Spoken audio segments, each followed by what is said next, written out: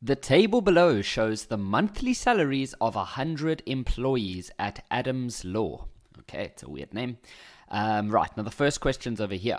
So, okay, let's just quickly see this. So, the monthly salary in 1,000 Rand. So, for example, these people over here, they earn between 0 and 10,000 Rand. How many people are there in the company that earn somewhere between there?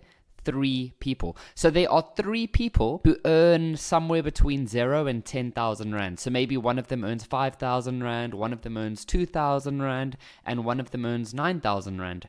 And then, for example, in this category over here, we've got 12 people who earn somewhere between 60 and 70,000 Rand. Okay, so now you understand how this table works. So let's go read number 1. Draw a ogive. Guys, I've heard so many weird names with that one. I've heard like ogive, ogive. Draw an ogive to represent the data. Right. So for an ogive, what we need is we need to use all of these values over here. It's always the ones on the right. Okay. So we're going to use those. And then we also need to know what the cumulative frequency is. So we need to go fill this in first. So the way it works is that this one will be a 3. Now what we do is we say 3 plus 4. So that will be 7. So that means that up until this point over here, we have already counted 7 people because there's 3 over there and 4 over there.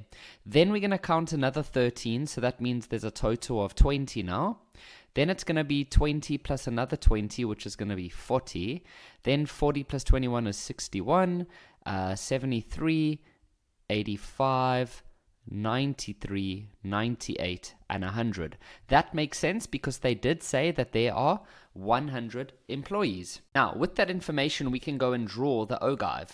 So the way it works is your ogive always starts with this number on the x-axis, so there it is over there. From then onwards, you're just going to use these numbers and these numbers. So for example, the 10 is going to go with the 3. So we're going to find 10 on the x-axis, and we're going to find 3 on the y-axis. So if this is 0 and this is 10, then 5 would be over here. So we want to be a bit lower, maybe there. So we want to go to there, and x must be 10, so that's going to be like that, and like that, and so the point is going to be there. Okay, so we've done the first one. The next one is 20 and 7. So 7 would be like there, and 20 is over there, and so it would be there. Okay, nice. You get the idea, hey? 30 and 20, so that's a nice one because it's on the lines. Then 40 and 40 over there, and 50 and 61. So 50 and then 61 would be something like that. And okay, so we've done that. Then 60 and 73. So 60 and 73 would be, and then the next one is 70 and 85. 70, 85 is there. Now that we've plotted all the points, now we must try to draw a nice like curve going through all of them. Okay, so now on to 1.2. Use the ogive to determine the number of employees that receive less than 35,000. So the salary is on the x-axis over here. So 35,000 would be over here. So they want to know how many employees receive less. So what we'll do is we go up to there, and then we go across. Okay, so obviously with a ruler it would be a lot easier, but because remember this y-axis here is the number of employees. So what we can see is that we came out here by around, I would say that's like 29. And so the answer would be 29. I checked on the memo, the answers could be anywhere between 29 and 31. Okay. The next question says, determine the median. Now we know that median is n plus 1 over 2. N is normally the number of items that we have. So in this case, we have 100 people. So your n is going to be 100. If you work that out, that's 101 divided by 2, which is 50,5. So you're going to go to the 50th, 5th, or 50,5th person. And then to find the 50th person, you would find it on the y-axis over here. Okay, so you could just go to around 50. Okay, if you want, you can go a little bit above, but pretty much about 50 is good enough. You go across, and then you're going to go down. So obviously with a ruler, this is, as I said, this is going to be a lot nicer, but we should end up around there. So it's somewhere, it's very close to 45,000. I would say maybe a little closer to 44. So I would say 44,000. On the memo, they say that the answer can be anything between 44 and 46,000. The monthly salaries of 5 employees in the interval of 80,000 to 90,000 are given below. The monthly salaries of 5 of the employees who are in the interval 80,000 to 90,000. Remember over here, they told us that in the interval 80,000 to 90,000, there are 5 people. So now they're going a little bit deeper and they're telling us what those 5 people earn. They're telling us that this one earns 84, 85, 87, 89, and 89. Okay. 2 employees from the interval 70 to 80, so from this interval over here, 2 of those employees are promoted, so they receive a larger salary, and now they are going to be receiving a salary of 83,000 and 84,000. You see, so what's happening is that originally there were 5 people in that category, and that is what their salary was. Then 2 of the people who were in the 70 to 80,000 category, they are being promoted. So they're getting an increase in their salary. So their new salary is now 83 and 84. So they are going to join these people who are in this category over here. So there's now going to be 7 people in that category. Does that make sense? Okay. So the first question says, determine the mean salary in the interval. So to work out the mean, we now know that there's going to be these 5 numbers, but now there's also going to be these 2 numbers that have been added. So we're going to have an 83,000 and then there's another 84,000 because of these 2 new people that have been promoted. So now you've got 7 numbers and you need to work out the average. So we know how to do this. It's almost like calculating your average for your 7 subjects that you do at school. You just add them all together and then divide by 7. So I'm not going to waste our time and going through all the parts. Just go add all of those numbers together and then just divide by 7. And what you should end up getting is 85,857,14. This one says calculate the standard deviation in that interval. So you know how to take these numbers, just those 7 numbers, and you need to go do the standard deviation. Standard deviation is something that you do on your calculator, so I'm going to assume that you know how to do that. The first step is just to put your calculator into stat mode, and then you're going to choose the 1 minus VAR option, and then you're just going to go enter your values. 83,000, 84,000, then you're going to enter 84,000 again, unless you have a frequency column. Some learners like to use that, but you don't have to. Then once you've entered all the values, you are going to press AC, then you're going to press Shift, then you're going to press the number 1 on your calculator, and then you're going to look for number 4, which is VAR, and then you're going to look for the funny symbol that looks something like this. It's like a apple, or I don't know what you want to call that. But the answer that you should get is 2,294 Rand and 63 cents. That is the standard deviation. This one says, determine the percentage of employees whose monthly salary lies within 1 standard deviation of the mean. Okay, so some learners really struggle with this question, but it's really simple. All I want you to do is the following. Take the mean. So the mean is the 85,857.14. Then I want you to add, and I want you to subtract the standard deviation. So we're going to add the standard deviation, and that'll give us, if we add it, well, let me rather just write it out. So if we go add 85857.14 and you plus 2294.63, then you get 88151.77.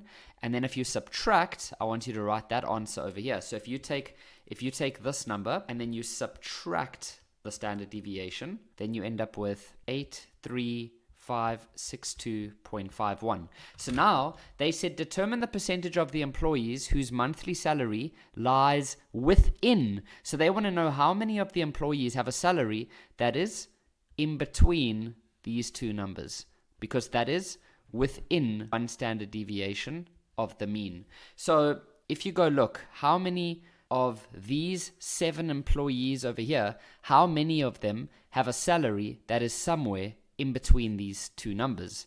So it will definitely be this person, this person, this person, this person. So how many people is that? That is 1, 2, 3, 4 people out of a total of 7 people. Remember, they're not looking at the 100 people or the 100 employees. They're just talking about these people over here. And so then you would multiply that by 100 to get a percentage. And so 4 out of 7 multiplied by 100 is 57.14%. So 57.14%. During a netball tournament, there are several stalls that are selling food and refreshments. In a period of 10 minutes, at 6 different stalls, the following was observed. So, for example, at the first store, maybe that's where they sell bar ones and, if you're Afrikaans, Fanta. Okay, no, but I'm not Afrikaans, but Fanta. Hello, yes, can I buy you a cold drink? Okay, no, it's a cool drink. So, okay, so at store number 1, the number of customers would be 10. And the total amount of money that was spent is 163 Rand.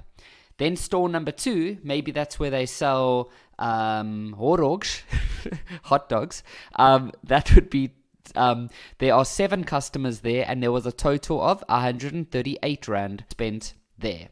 Okay, so the first question says, determine the equation of the least squares regression line of the data. Okay, so what is the data? The data is the number of customers and the amount spent. It's got nothing to do with that. So normally when we do regression, or the equation of the regression line, or if they ask us to calculate the correlation coefficient, normally these numbers are written horizontally. So let me just show you what that would look like. 10, 7, 9, 12, 8, 13. And then the matching value would be 163, 138, 185, 220, 147, and 245. Okay, and then you can just turn this into a table. Whoop, boop, boop, boop, boop, boop. And then like that. So now it looks a lot more familiar, right? So now I'm not going to go through the whole details. I've got videos on that already on like how to input the values into your calculator, but I'll talk you through it as I do it. So first step is to put your calculator into stat mode by pressing mode and then find the option that gives you stat. Then you're going to look for the one that says a plus bx. You want that one. And now you're going to go enter your x and your y values. So you're going to enter the x values and the matching y values. Once you've entered all the values, press AC, then press shift, then press the number 1, and now you're looking for regression. So press whatever number on your calculator shows regression, and now the equation of least squares goes like this. Y equals to, now don't say mx plus c. In grade 12 statistics, we use a plus bx. So you need to go get the a value on your calculator. So to get that, look on your calculator, and there should be an a, a capital A. Press that number and then press equals, and it should give you, if you round off to 2 decimal places, 12,60. And then if you go get the b value, so how do you get the b value? You need to go back to those options. So press the on button on your calculator, press shift, press 1 again, go to regression, and then press the number that will give you b, and press equals, which will be 17,3. And now we can fill in our equation. So a is 12,60. And then 17,33x. This one now says, predict the amount of money spent by 11 customers. So what they mean by that is you can use this equation now, and you can go fill in 11. Where should you fill in 11? In y or x? Well, if you look at the way we did it, the top row is always x, and the bottom row is always y. So is the 11 an x or a y value? Well, the 11 would not be here. That is the total money spent. It would be at the top row, because it's the number of customers, like it even says over here. So that means we're going to fill in 11 by the x. And so we're going to say y equals to 12,60 plus 17,33 multiplied by 11. And so that would be 203,23 Rand. Okay, this next one, 2.3. Determine the correlation coefficient. The correlation coefficient is R. So you get that on your calculator. We've already input all the values. So just press shift 1 again, go to regression, and then you'll see there's the options A, letter B, letter R. You want that one. And if you've done this correctly, you should end up with an R value of 0, it says 9495, but if you round that, that's going to be 0,95. By the way, for question 2.2, there is also a way to do that on your calculator, where the calculator will just use this equation. You might get a slightly different answer, like your decimals might be off a little bit. It's perfectly okay. They do allow for that on the memo. This question over here says, the organizers of the event think that there is a very weak positive correlation between the number of customers and the amount of money spent. Motivate whether you agree or not. Let's think about this question quickly before we just jump to something. So imagine that you are at a school and you've set up a market where people can set up shops, like 6 little stalls, and you decide to sit for 10 minutes and you decide to see what happens. So at the first store, there were 10 customers and the total amount of money spent was 163, and then you went and did that for all of the stalls, okay? Now, the question, or for 2.4, what they're saying is that the organizers, they think that there is a very weak correlation. So what that means is that they think it doesn't matter how many customers there are, it won't affect the amount of money. It doesn't it doesn't have a relationship. So they think that there can be a lot of customers at one shop and there will be a very small amount of money spent, whereas at some other shop there might be a little bit of customers but there's a large amount of money spent. So they think that there's no relationship between the data. They think that it is completely random. Okay. However, we went and calculated the R value of 0.95. If you've gone over this, you should understand what the R value means. The R value is a number that tells us if there is a strong relationship between these numbers. For example, if the R value is very close to 1, like it is over here, it means that the relationship is very strong. What that means is that if the number of customers go up, then it is very likely that the amount of money spent will also go up.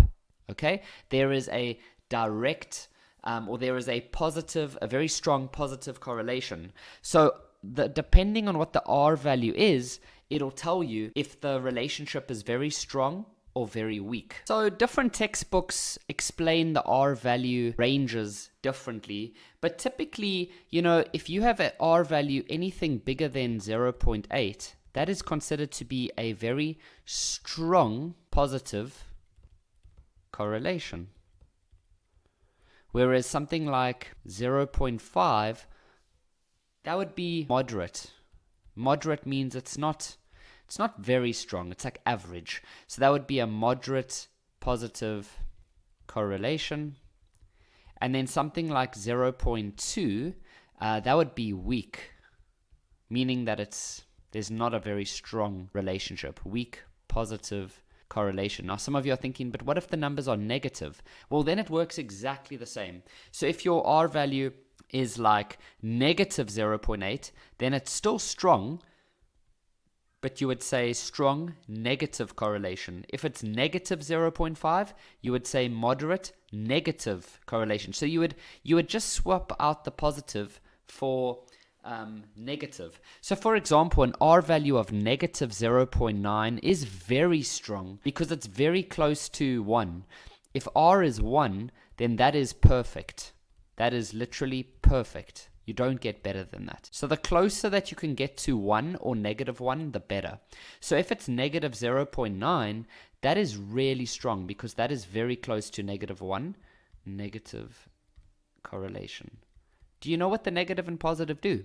Positive just means that this line's going to have a positive gradient, whereas if it's negative, that line would typically have a negative gradient. That's all that it is, okay? So, coming back to this question over here, they said that the organizers think that there is a weak positive correlation between the number of customers. Motivate whether you agree or not. Well, we definitely do not agree, so do not agree. And the reason is the correlation of 0.95 indicates that there is a strong positive correlation. So they are correct about saying positive correlation, but they said it's not very strong. They said it's very weak. Okay, now this last one. At another store, 6 customers spent a total of 195. So let's say store number 7, there were 6 customers and they spent 195. If this point is included in the data, will the gradient of the least squares regression line increase or decrease? Motivate your answer without any further calculations. Okay, very easy question. Because if we had to go draw a line through all of this, you could imagine it would be something like that, for example. Okay, now what I want you to do is I want you to go plot this point. So it's going to be 6 customers and 195 Rand. So that would be over here. So can you see that that green dot is totally out of what we would expect? We can see that all of these dots are nicely scattered around this line. So we would have expected that 6 customers would be somewhere around like over here maybe. But what we can see is that that dot is completely out. So if we had to try draw a brand new line, it would now go something like this. Because now it's going to try get close to all of the dots, and it's also going to try get close to that dot. So it's probably going to go something like this now. You see that? So it's going to try get close to this dot as well, while at the same time staying close to these dots. So what is this dot doing to the original gradient? So this is the original line. Look at its gradient. And now look at the new line. Look at its gradient. The gradient has become less steep. So they said, yeah, if this point is included, will the gradient increase or decrease? Well, it becomes less steep. So we're going to say decrease.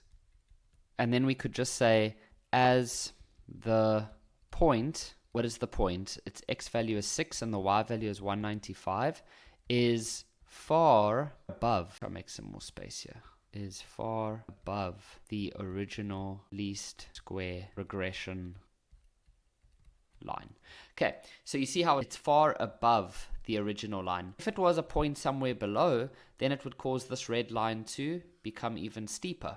Okay, but because it's above, it caused that line to become less steep. In the diagram, P, Q, R are the vertices of triangle PQR. M is the midpoint. Okay, so that's important. M is the midpoint of the line QR. Okay, so it's the midpoint of that line over there. Fantastic. N is a point on PM in the second quadrant. The equation of QR is given by that. Okay, that's important as well because they don't show us that. So they've given us the equation of QR. So QR's equation has been given. Let's remember that. Okay, and then let's also remember that M is the midpoint. That is very important. Okay, and then the angle of inclination is theta. We can see all of that. All right, first question for 2 marks. Calculate the coordinates of M, which is the x-intercept of the line PM. Okay, so that's a bit of a silly way that they've done that. They've gone and told us that it's the x-intercept of the line PM, but we don't know anything about PM. However, if they were nice and friendly, they could have said that it's the x-intercept of the line QR, because we have the equation of QR.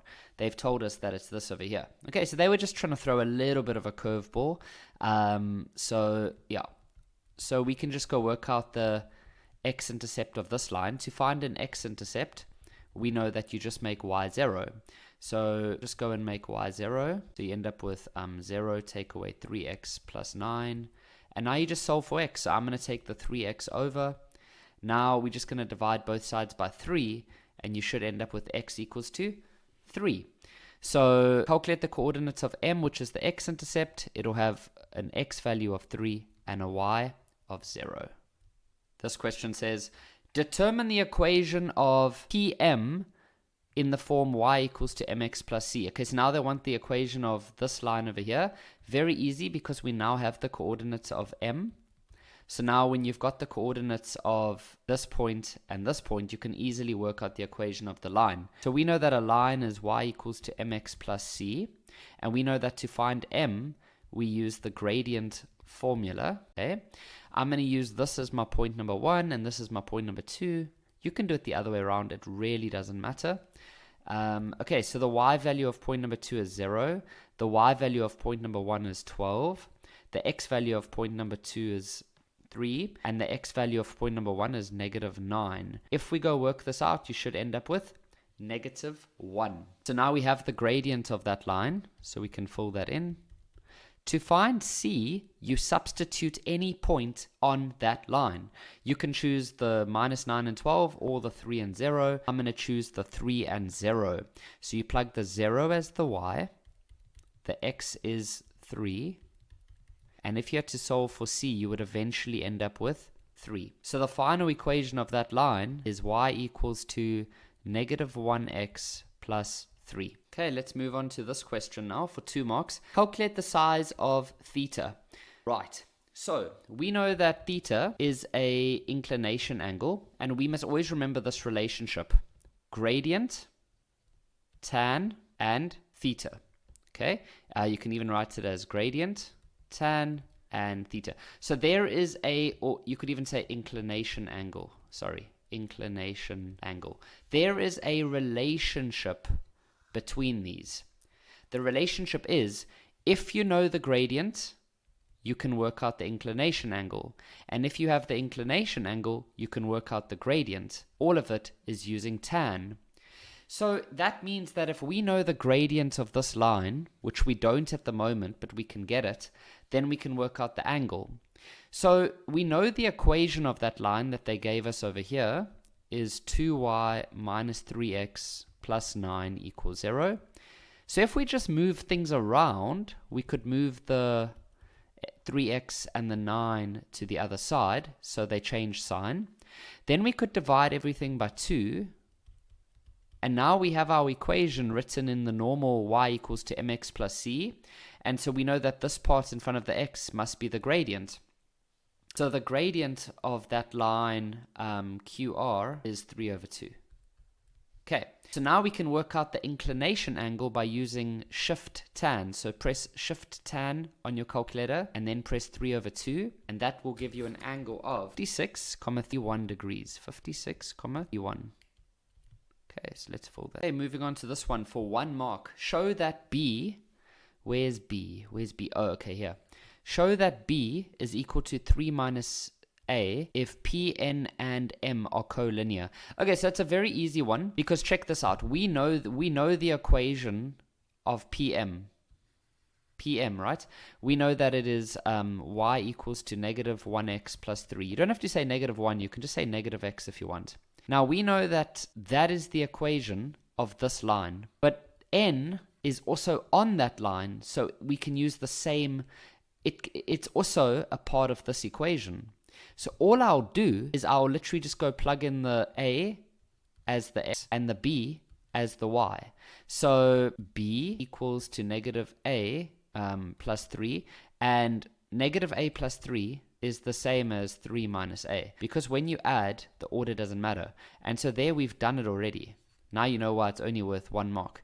If some of you read collinear and you were like, oh, they have the same gradient, and then you went and worked out all the gradients and all of that, that is correct, but it wasn't necessary. But you wouldn't be wrong. Now, moving on to this one, it says, hence determine the value of A and B if NQ, so the length of NQ is that. Okay, guys, don't panic. This is quite an easy question. Let me show you. We know that the distance formula, so we can use NQ. Now, distance formula is x2 minus x1 squared plus y2 minus y1 squared. Now, I'm going to use this as my point 1. This is my point 2. As always, you can do it in your own way if you want. Okay, so they told us that the distance is 5 root 5. So let's fill that in. Now, if we go fill this in, so we're going to say minus a, and then 9 minus b. So you see the problem here is we have 1, 2 unknowns. However, in our previous question, we went and worked out the value of b. We know that b is 3 minus a. So it's almost like we can use these two equations as a simultaneous. So what I'm going to go and do now is I'm going to go replace the b over here with 3 minus a. You see that? I'm going to replace this b with 3 minus a, just like a simultaneous equation. Okay, so we end up with 5 root 5 equals square root of 9 minus a squared plus, now some learners are going to make mistakes here. Because it's a minus, you must put that 3 minus a in brackets. Okay, There we have it. Okay, now we can just start simplifying. So what I'll do next is I'll go root equals to minus a squared plus. Now I'm just going to simplify this a bit. It's going to become minus 3 plus a. You see, because this minus went inside and then it went inside, and now I have that over there. Now I know that 9 minus 3 is 6, so I can just do that. Okay, so that's where we are now at. Now, just going to neaten this up a bit. 6 plus a squared, and then there. Okay, now what I would do next is I would raise both sides to the power of 2. It's like almost doing a square root equation. To get rid of the square roots, we multiply, or we raise both sides to the power of 2. Now, be careful over here. If you want, you can just type that on the calculator. But what you should end up with is 125. And then on the other side, where some learners get this wrong, now listen carefully, they think that these 2's are just going to disappear. That's not correct. All that happens is that this square gets rid of the square root, okay? Everything else remains. So what we still have is 9 minus a squared, and then 6 plus a squared. All right, now we're just going to go solve. The rest is pretty easy. Be careful here. A lot of learners make mistakes here. They just square the 9 and they square the a. Instead, you got to open up double brackets, okay? And then the same over here. Now, we're just going to go and simplify. So this is going to become 81 minus 9a minus an a plus a squared. This is going to become 36 plus 6a plus 6a plus a squared. Now I'm just going to put things together and simplify. And so, for example, oh yeah, you guys can go neaten this up. I'm going to put everything on the right-hand side. So we're going to eventually end up with the following. So I've done the a squares and the a's. Now 81 plus 36, if I add those together on my calculator, I get 117. And then I'm going to bring the 125 to the other side. So it'll be 117 minus 125. And that'll become minus 8. Okay. Now, you can solve this in multiple ways. You could divide everything by 2. You could try to factorize. You could use the quadratic formula. It's up to you. I'm going to divide everything by 2. Okay. And this could actually factorize nicely. But like I said, if you don't feel like factorizing, you can also use the formula if you want. And so we're eventually going to end up with a equals to 4 or a equals to minus 1. Now, a can't be 4. It's not possible. Let me explain. They told us that n is a point in the second quadrant. The second quadrant is this quadrant over here, remember? And x values, which a is, and x cannot be positive in that quadrant. So the way that you'd show that is just put a line through the equal sign. So that means a must be negative 1. Now we need to find b. So we'll just come back to this equation. And so b is equal to 3 minus a, which is negative 1. And so it ends up becoming 3 plus 1, which is 4. This question over here for 4 marks says determine the equation of a circle that has a center at O, okay, over there at the origin, and passes through the point R. Where's R? Okay, R is there. Right. So we know that the equation of a circle is x minus a squared plus y minus b squared equals to r squared. Now remember that a and b are your coordinates of your circle center. But they said the circle is centered at the origin. So those are both going to be 0. So your equation actually simplifies to become x minus 0, y minus 0. And so x minus 0 is just x, y minus 0 is just y. Okay, so now we need to find the value of r. Now remember that this r is not the same as that r. That's just a coincidence. So they said it's through 0. The center is 0 and it goes through r. So it probably looks something like that. Okay, so we need this coordinate because we need to be able to plug that in here to then be able to work out this value. So remember earlier they told us that m, this point here, they told us that that is the midpoint of this line. So we can use the midpoint formula then to help us work out the value of r. Okay, so we know that the midpoint formula, so we know that the midpoint of QR is going to be, with midpoint, it's x1 plus x2 over 2, and then y1 plus y2 over 2. But we're going to do it a little bit in reverse because we already know the midpoint. So we know that the midpoint of the x values should already give us an answer of 3. Okay, so I'm just going to call this and y. So I'm going to use this as my point 1 and this as my point 2. And then, as we said, we already know that the x answer is 3 because we can see that the midpoint x answer is 3. So that's going to end up giving us x plus 9 equals to 3. You see what I did? I took the x value of point number 1 plus the x value of point number 2, and then I just plugged it into the formula. So to solve this now, I would multiply the 2 over to the 3, so it would end up becoming x plus 9 equals to 6, because 2 times 3 is 6, and then to get x alone, I would take the 9 over, and you would end up with x equals to negative 3. Okay, so this x value over here is going to be negative 3. Now, we're going to do the same with the y values, y1 plus y2 divided by 2, and we know that the y value midpoint is 0. You see this line? The midpoint y value is 0. So we put a 0 over there.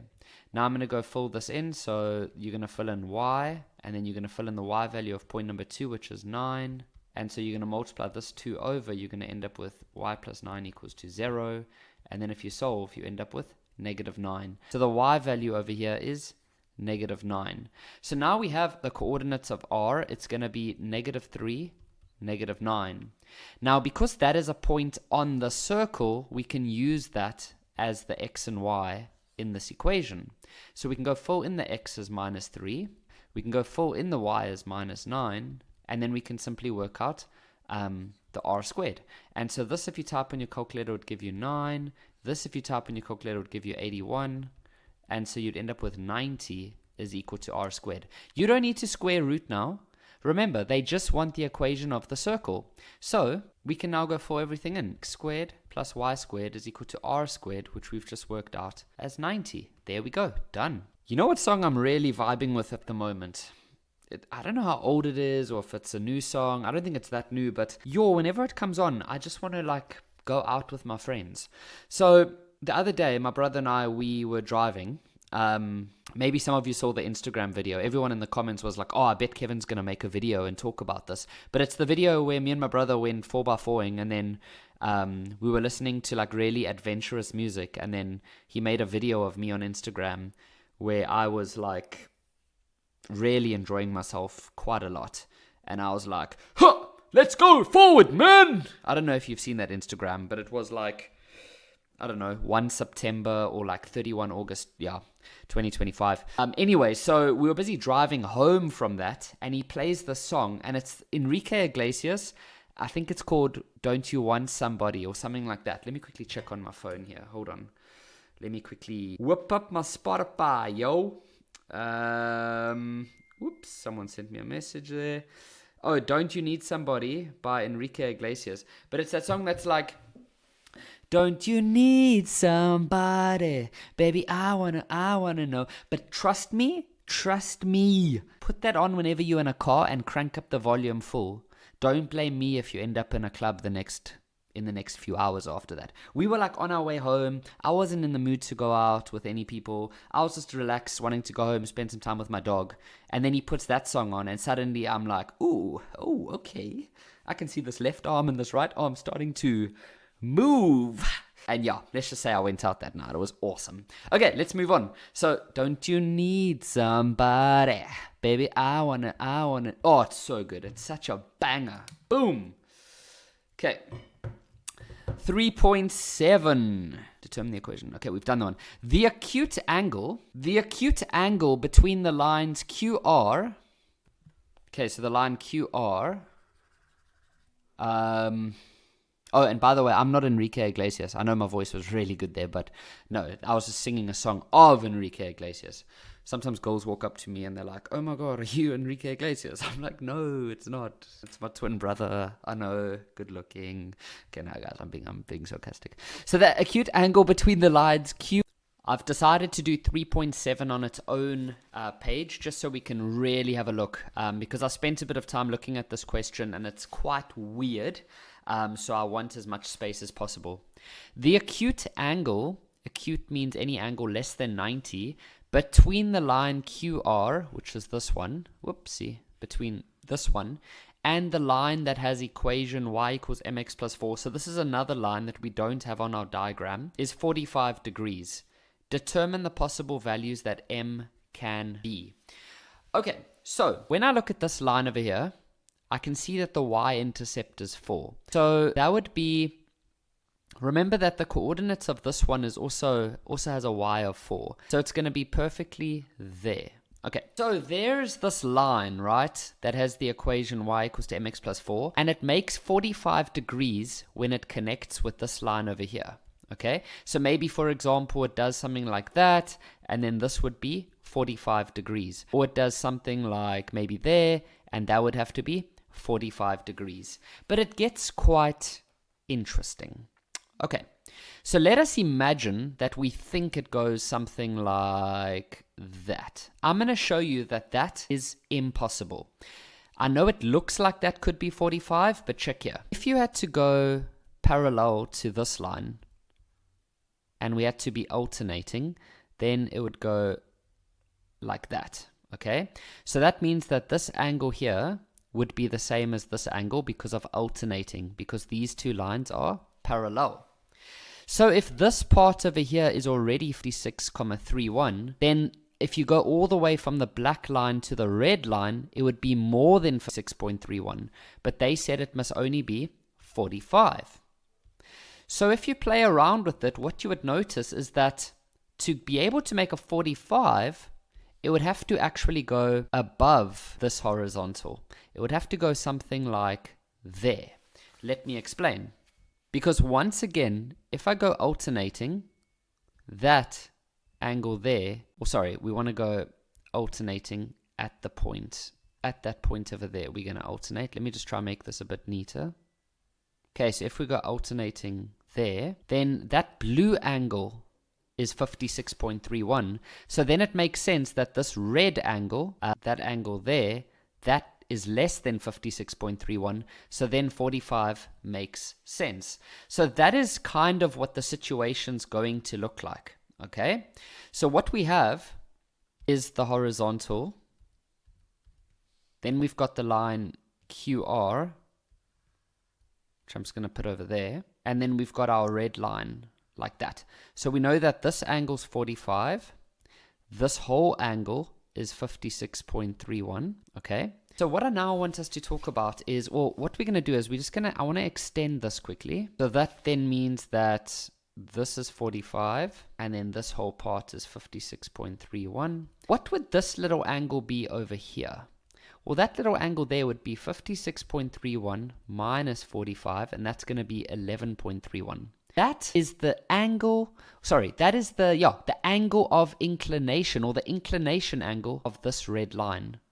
Because the inclination angle must always be relative to the horizon or horizontal line, and we always want to measure it anti-clockwise like that. So what did we get? 11.31. So we know that if you know the inclination angle, then you can use tan to get gradient. So we can say that the tan of 11.31 is equal to the gradient of that line. And if you had to work out tan of 11.31, you're going to end up with 0.2. So that is our first answer. M can be 0.2, but it says value or values, and there is another option. Okay, now the other possibility that we have is, let me just quickly clean this up, is like this. Let me show you why this doesn't work. Let's say you thought maybe it can go something like that. Well, let's have a look. So once again, I'm going to draw a horizontal line, and if we then think about corresponding angles, you can see the F. Then it means that this angle inside here is 56.31. Okay. Then if this angle is supposed to be 45, then this doesn't look right, because this angle is going to be more than 90. But look at that. It's not even, you can see that that's less than 90. But if you add up these numbers, it's more than 90. So something's not right. So what you rather want to do is you want to imagine that it goes somewhere over, almost like, like that. That works out.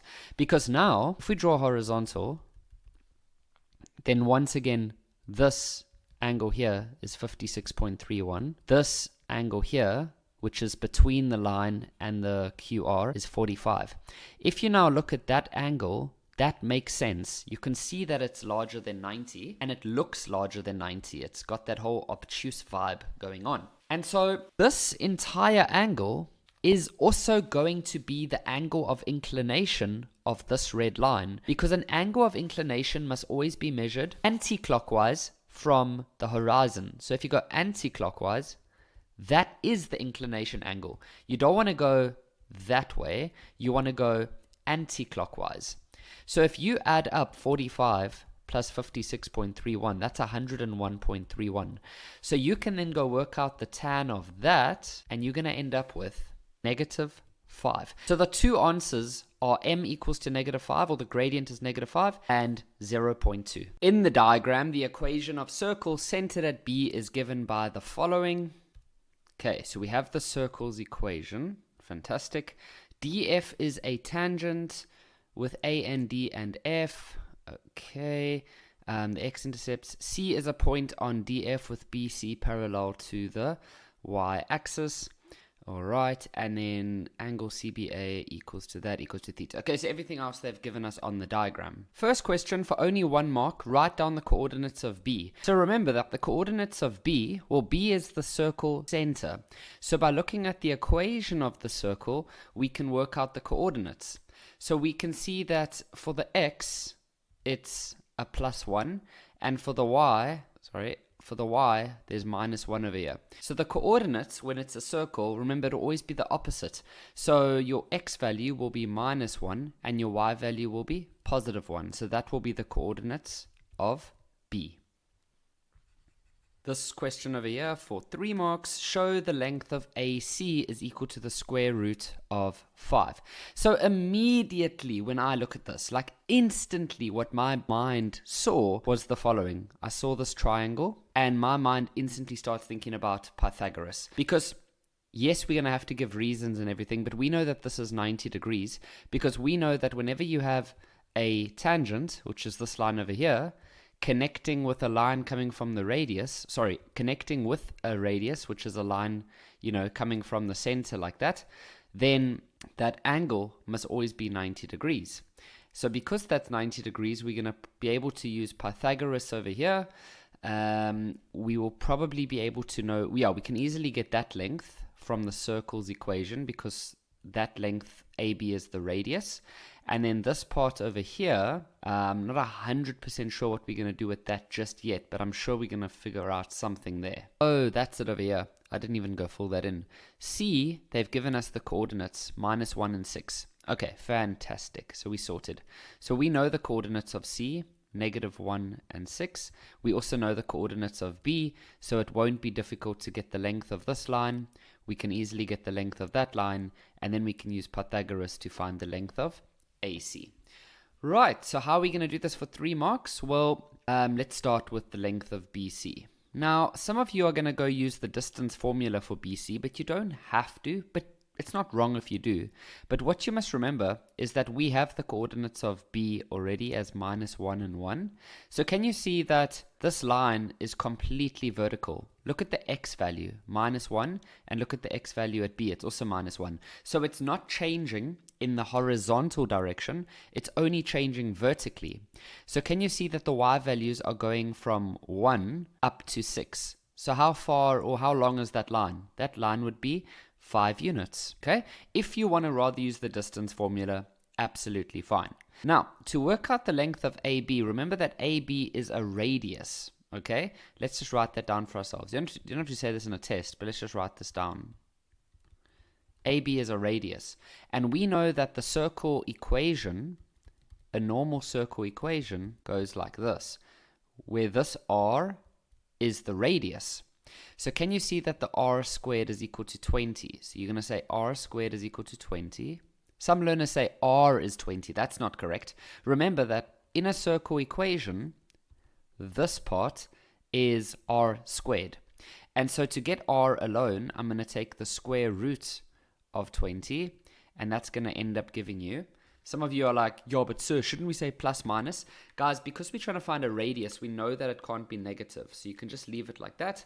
And that's going to give you 2 square root 5. Don't round off to decimals or anything like that, because have a look at their answer. It's definitely, they're leaving it in third form.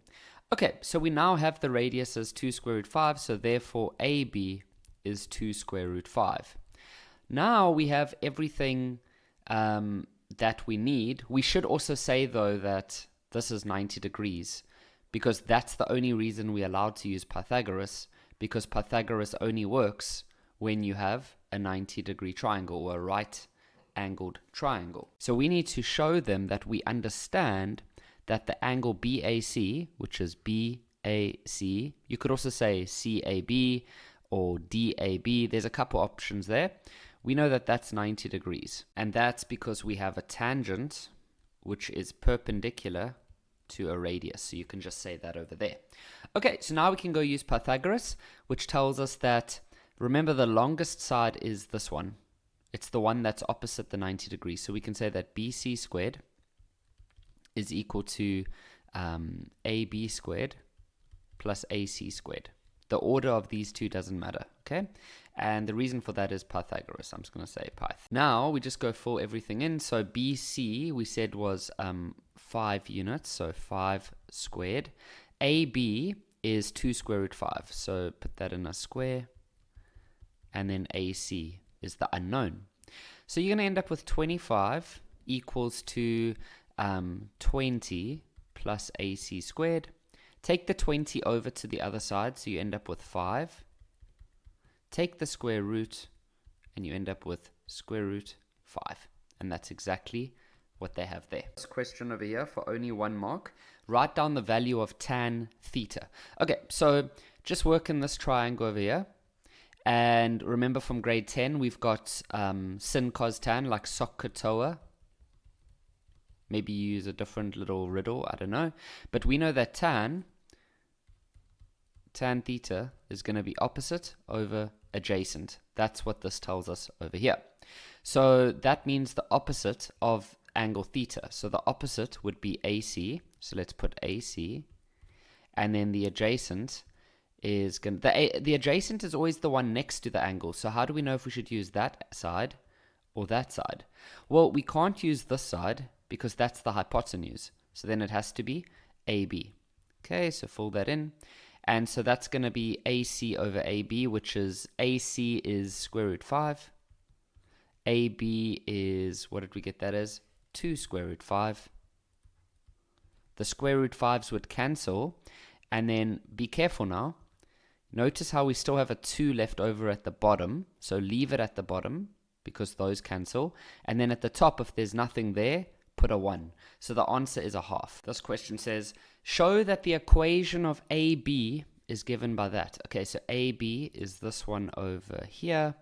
Right, and we need to find its equation. So normally to find the equation of this line, it would have been great if we also had the coordinates of A, because then you would have the coordinates of A, the coordinates of B, and then you could easily work out that equation. However, what they often like to do when there's a 90 degree is they like to use the whole, you know, when two lines are perpendicular, then we've got this relationship, m1 multiplied by m2 is equal to -1. You know, like we learned about probably in grade 9 already, that when two lines are perpendicular, if you multiply their gradients, you get -1. So that then brings my attention to this line over here. If we could know the gradient of that line, then we could work out the gradient of this line, because they have this 90 degree thing going on. So we don't really have a lot of information about this line other than this point over here. But they did just ask us in the previous question to work out tan theta, and I see that there's a theta here and a theta here. So they're the same theta, okay? If they wanted these two angles to be different, they would have used different symbols. So we know that tan theta is a half, which we worked out in the previous question. So that then means we can get theta. We can say theta is equal to shift tan of a half.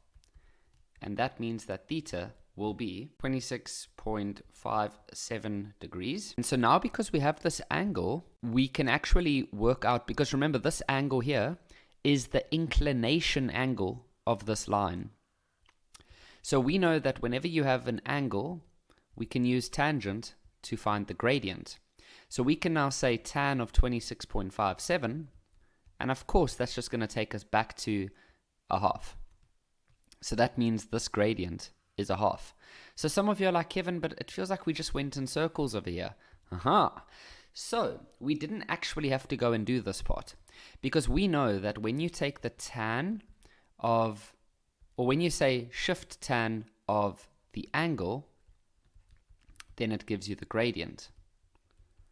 And when you say tan of the gradient, because we know when you take the tangent of an angle, it gives you the gradient. And when you take shift tan of the gradient, it gives you the angle. So we could have actually just said tan theta is a half. So even though we didn't know what the angle is, we still have the gradient part. It's using this formula here. So immediately some of you might have realized that the gradient of is a half. Okay, but if you didn't, you could have done what I did and you would have eventually ended up with a half anyways. So now, so all I'm trying to say is that this line's gradient is a half.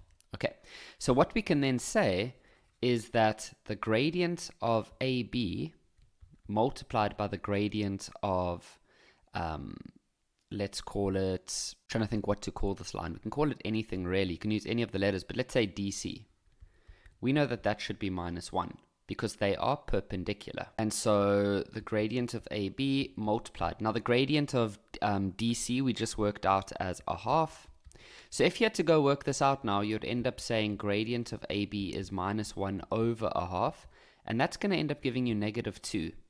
So now we know the gradient of this line. So we can now use y equals to mx plus c. We now know the gradient is -2. And so now to find c, you have to plug in any point on that line. Luckily, we have this point over here, which is -1 and 1. So we plug in 1 for the y, -1 for the x, and you end up getting 1 equals to 2 plus c. And then if you take this 2 over, you end up with 1 minus 2, which is -1. And so you end up with y equals to -2x minus 1, which is exactly what they want. Okay, this question over here says determine the coordinates of A. That'll be easy now because what is A? A is the place where this line and this line intersect. Now we have the equations. For DC, we know that it's, okay, we don't have the DC's full equation, but we do know that we've got its gradient. So we know that for that one, for DC, we already found its gradient as a half. To find C, you just need any point on that line. Now, if you look on this line, we have this point over here. So you can go plug that into the equation. Y is 6, x is -1, and so you end up with that over there. And so if you take the half over to the other side, you would end up with C being 6.5, which is the same as 13 over 2. Let's leave it as 13 over 2. So now we have the equation of DC. It's y equals to a half x plus 13 over 2. Now we also know the equation of AB from the previous question. We got it as that. Okay, so AB is y equals to -2x minus 1. And we know that if you want to find out where two lines intercept, you make their equations equal. We do like some type of simultaneous, or you just make them equal. Okay, there's different ways of doing this. There we go. Now there's multiple ways you could go from, okay, -2x minus 1. Now at this stage, there are multiple different things that you could do. You could first try to get rid of the fractions. There's multiple ways, but what I'm going to do is I'm going to take this 2x over to the left, and I'm going to take this 13 over 2 over to the right. And so on the left, you're going to end up with a half x plus 2x, and on the right you're going to end up with that over there. Okay, if you type these together on your calculator, 2 plus a half is just 5 over 2. And then if you type this on your calculator, minus 15 over 2. Now when you have a 2 on both sides like that in the denominator, you can just cancel it. So what we actually have is 5x equals to minus 15. If you then divide both sides by 5, you end up with x is minus 3. Okay, that makes sense. If you look at a, it does have a negative x value. To find the y value, you just plug that x value into this equation or this equation. I'm going to use this equation, and so you end up with minus 2 times minus 3 minus 1, and so that becomes 6 minus 1, which is 5. Okay, so minus 3, 5. This question says, calculate the ratio of the area of triangle ABC, okay, so ABC, a triangle over there, to the area of triangle ODF. ODF. Okay, so it's this big triangle over here. So they want to know the ratio of that. So they pretty much want to know what is the area of triangle ABC over the area of triangle ODF. Hey guys, now I don't know about you, but it's actually a super easy question. It's actually 3 marks. 6 free marks. That brings up so much trauma from my childhood. I used to struggle to say the word 3, like the number 3. So I used to get teased a bit about that when I was younger. And now when I said it's 6 free marks, I meant free as in free. But that's exactly how I used to say the word 3, the number 3 as well. So yeah, trauma. Okay, so check this out. Let's just go work out the area of ABC. We know that a triangle is half base times height. But what's important is that the base and the height must be perpendicular. So I'm just going to take that away for now. If you look at this yellow triangle, we have 2 lengths that are 90 degrees. So one of these could be the base and one of them could be the height. It doesn't really matter which one you call it. Okay, so what that then means is that we're going to need the length of AC, which we actually calculated earlier, and then we need the length of AB, which we also calculated earlier. What was it again? It was 2 square root 5, and then this one was square root 5. Right, so that's easy. Half. Now you can choose whichever one you want as the base, doesn't really matter. And then whichever other one is the height. And then if you had to go type this all in, we should end up with 5. Okay, fantastic. So we've already got the area of ABC. Now we just need to go work out the area of ODF, which is also very easy to do. I'm quite surprised with how easy this question is, because we just need to get the length of this, which we can do. We just need to go get the coordinates of D. And then we just need the length of this, which we can do because we just need to get the coordinates of F. And that's it then. So we know the equation of this line. It's a half x plus 13 over 2. So from that equation, you can go work out D because that's the x-intercept, and you can work out F because that's the y-intercept. So if we had to go work out the x-intercept, how do we do that? You make y 0, and so you end up with 0 equals to a half x plus 13 over 2. Take the 13 over 2 to the other side. You can get rid of the 2's now. And so you just end up with minus 13 is equal to 1x, which is just the same as x. So the coordinates of D, now we can work out the coordinates of F, which is the y-intercept of that line. So to find a y-intercept, you make x 0. And so we take that equation, which is this one over here, and we make x 0 this time, and you end up with 13 over 2, which is 6.5. So we have the coordinates of F, like that. Okay, so now we can go work out the area of triangle ODF, and that's going to be a half. I'm just going to, oh, we haven't really worked out the lengths yet. My bad. I come from Kentucky Derby. I live down on Mississippi Ranch. The other day I was busy speaking to Bo. Hell, one hell of a nice guy. And I'll be damned that one of my neighbors, her name's Haley, them girl become famous overnight on them social media, them phone, new technology. And you know what she be doing? Well, that girl become famous by just going, hook, tour. Yeah, I'll be crazy damned. All right, guys, let's carry on. So, OD. Right. So, we know that this length over here is 13. Yes, you might, if you want to go do the distance formula, you can. But because it's on a horizontal line, the y values aren't changing. So, if I know that this is 0, 0, and I know that this is negative 13, 0, then it's only moved horizontally a distance of 13. You don't have to use the distance formula. So we know that OD is 13 units. So we can say OD is 13 units. And then for the length of OF, well, that's just going to be 6.5 or 13 over 2. Because if this over here is 0, 0, and F is 0 and 13 over 2, then only the y values have changed. So it's just going to be 13 over 2 units. But if you wanted to use the distance formula, you can, but you don't have to. Okay, so now we can go work out the area of ODF. So area of triangle I'm not going to run out of space there. And that's going to be a half base. We can just use, I'm just going to use this as the base length.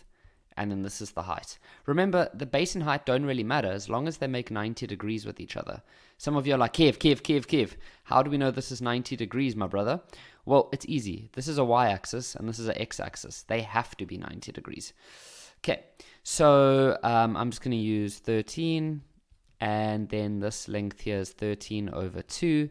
And we're actually going to end up with, what would that, 42.25. It would be 42.25. Okay, so we can now go work out the ratio of those two by just filling that in. So the area of triangle ABC we already found as 5. And then the area of ODF we found as 42.25. Go ahead and type those on top of each other or on the calculator. That's what I meant to say. And you should end up with 20 over 169. Don't round off. Leave it as a fraction like that. Simplify. Okay, for 6 marks. Right. So what we're going to do. This one over here, don't worry about that 2 over there. What I rather want you to do is think of it like this. Think of it as the sin of 180 plus x. Okay. And then think of whatever that answer becomes, just make it a square.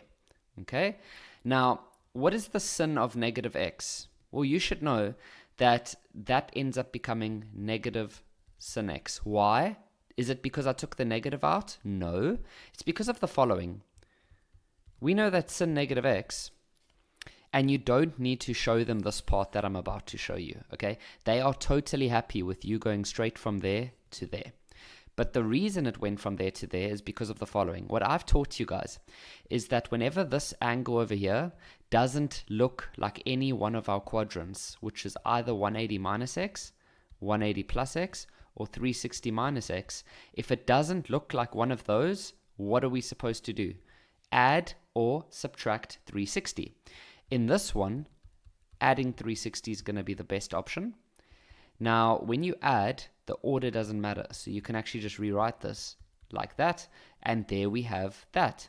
So what that then means is you can immediately write it as sin x.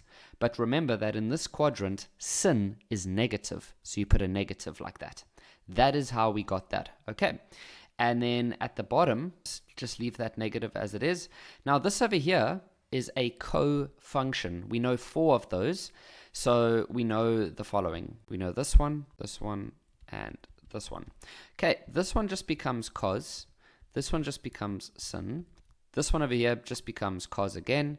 Now it's this one here that's the odd one out. It becomes negative. Okay, so if we have sin 90 plus x, then that just becomes cos x. So we just put a cos x over there. The negative already was there. And then we just have tan. Okay, so now we're just going to quickly go talk about this one over here. So luckily this is on our cast diagram. So we can immediately just write it as sin x. However, sin is negative over here. So we put a negative. But now that square, let's talk about that in the next step. Going into the next step now, this part here just becomes positive sin squared x. Because what is negative sin x squared? It means negative sin x multiplied by negative sin x. So the negatives cancel out, and so you just end up with positive sin squared x. Okay, and then this next part is negative sin x. At the bottom, we're just going to have negative cos x times tan. Okay, at the top, if you multiply those two together, you end up with negative sin cube x.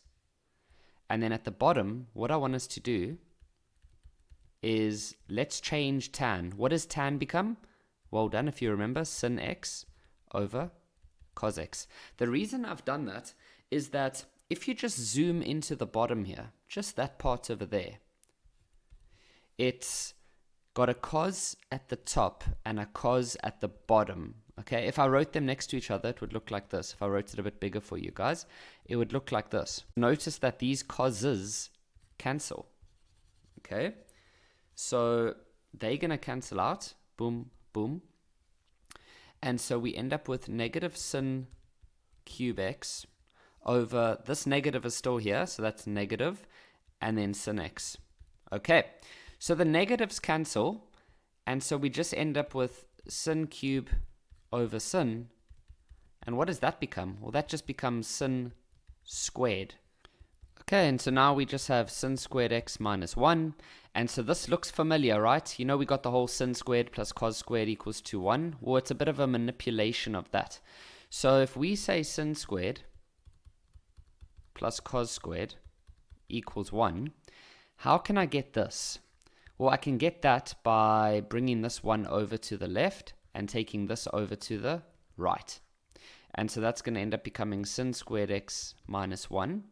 And then on the right hand side, I'm going to end up with negative cos squared x. And so what we have is sin squared x minus 1. And so that can end up becoming negative cos squared x. And so that is our final answer. Some of you are like, why don't we just stop here? Because the question says simplify it to a single trig term. And there we have it. Here we have a proof. Trust me, this is an easy question. Given that cos A minus B is equal to that. Okay, so we already know this from our formula sheet, okay? But let's pretend we never had a formula sheet, and let's pretend we were inventing maths for the first time. Let's say we already know this is true. Now from that, we got to try prove this. Okay? So we already know that this is true because we have a formula sheet. But like I said, let's pretend that this is the only thing that we know. And from that, we got to try prove this. So what we have to then do is somehow try change this to become something like that. Because we only know how to use this one. We don't know what to do with this. So how do we change this to a cos? Well, the only way you can change a sin to a cos is by using cofunctions. We know that sin x is the same as cos 90 minus x. So that means sin of a plus b would be cos 90 minus a plus b. Right? Look at this carefully, okay? The x goes there. So in this one, what is our x? It's the whole thing, a plus b. So look how it goes there. Okay? So that's step one. We're going to say sin of a plus b must be equal to cos 90 minus a plus b. Okay? And therefore, I'm just going to simplify this now. This will become cos 90 minus a minus b. What I then do, because you see we only want 1, 2. We only want 2 angles, but here we have 3. So what we do is group the first one together as one angle. And then that is your second angle. Okay? So this over here is your first angle.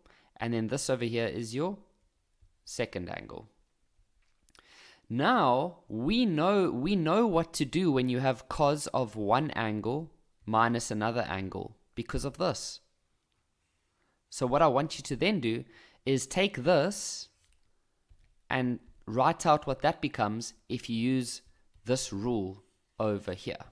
Okay, so what it tells us is that we're going to write it as cos of A. But what is A? A is the first angle. So what is our first angle? 90 minus A. Okay, then the next part says cos of B. What is B? B is the second angle, which for us it's also a B. Okay, then it says there's a plus. Okay, and now we're going to say sin of A. What is A again? It's the first angle. So what is our first angle? 90 minus A. And then sin of the second angle, which is B. Okay, now we're going to use cofunctions. So we know the four cofunctions are sin 90 minus x, cos 90 minus x, sin 90 plus x, and cos 90 plus x. Now we know that this one just becomes cos, this one just becomes sin, this one just becomes cos, and it's this one that becomes negative sin. Okay, so we have a 90 minus, cos 90 minus. That just becomes sin of the angle A. Okay, so that just becomes sin A. Cos B stays cos B. Now sin of 90 minus A just becomes cos of the angle A. So that just becomes cos A and then sin B. And boom, we have now proven that this is equal, this is equal to that. And that is exactly what they wanted. Okay, so you might have to watch this one again, but all we do is we take the thing that they want us to prove and we rewrite it so that it looks more like this, because we know what to do with this. Okay, you can't use this part at all. Without using a calculator, simplify the following. Now, remember, when they say without a calculator, you can use a calculator to help you along the way. What they mean is, don't just go chuck this all in one step on your calculator, but you definitely can use your calculator along the way. Okay, so this is definitely something to do with compound angles. We've got the cos, sin, cos. It's definitely a compound kind of question. But before we even go jump and look at those formulas, each of these have to be reduced so that they are below 90 degrees. All angles must be between 0 and 90. So you don't want them to be negative and you don't want them to be larger than 90. So that's very easy.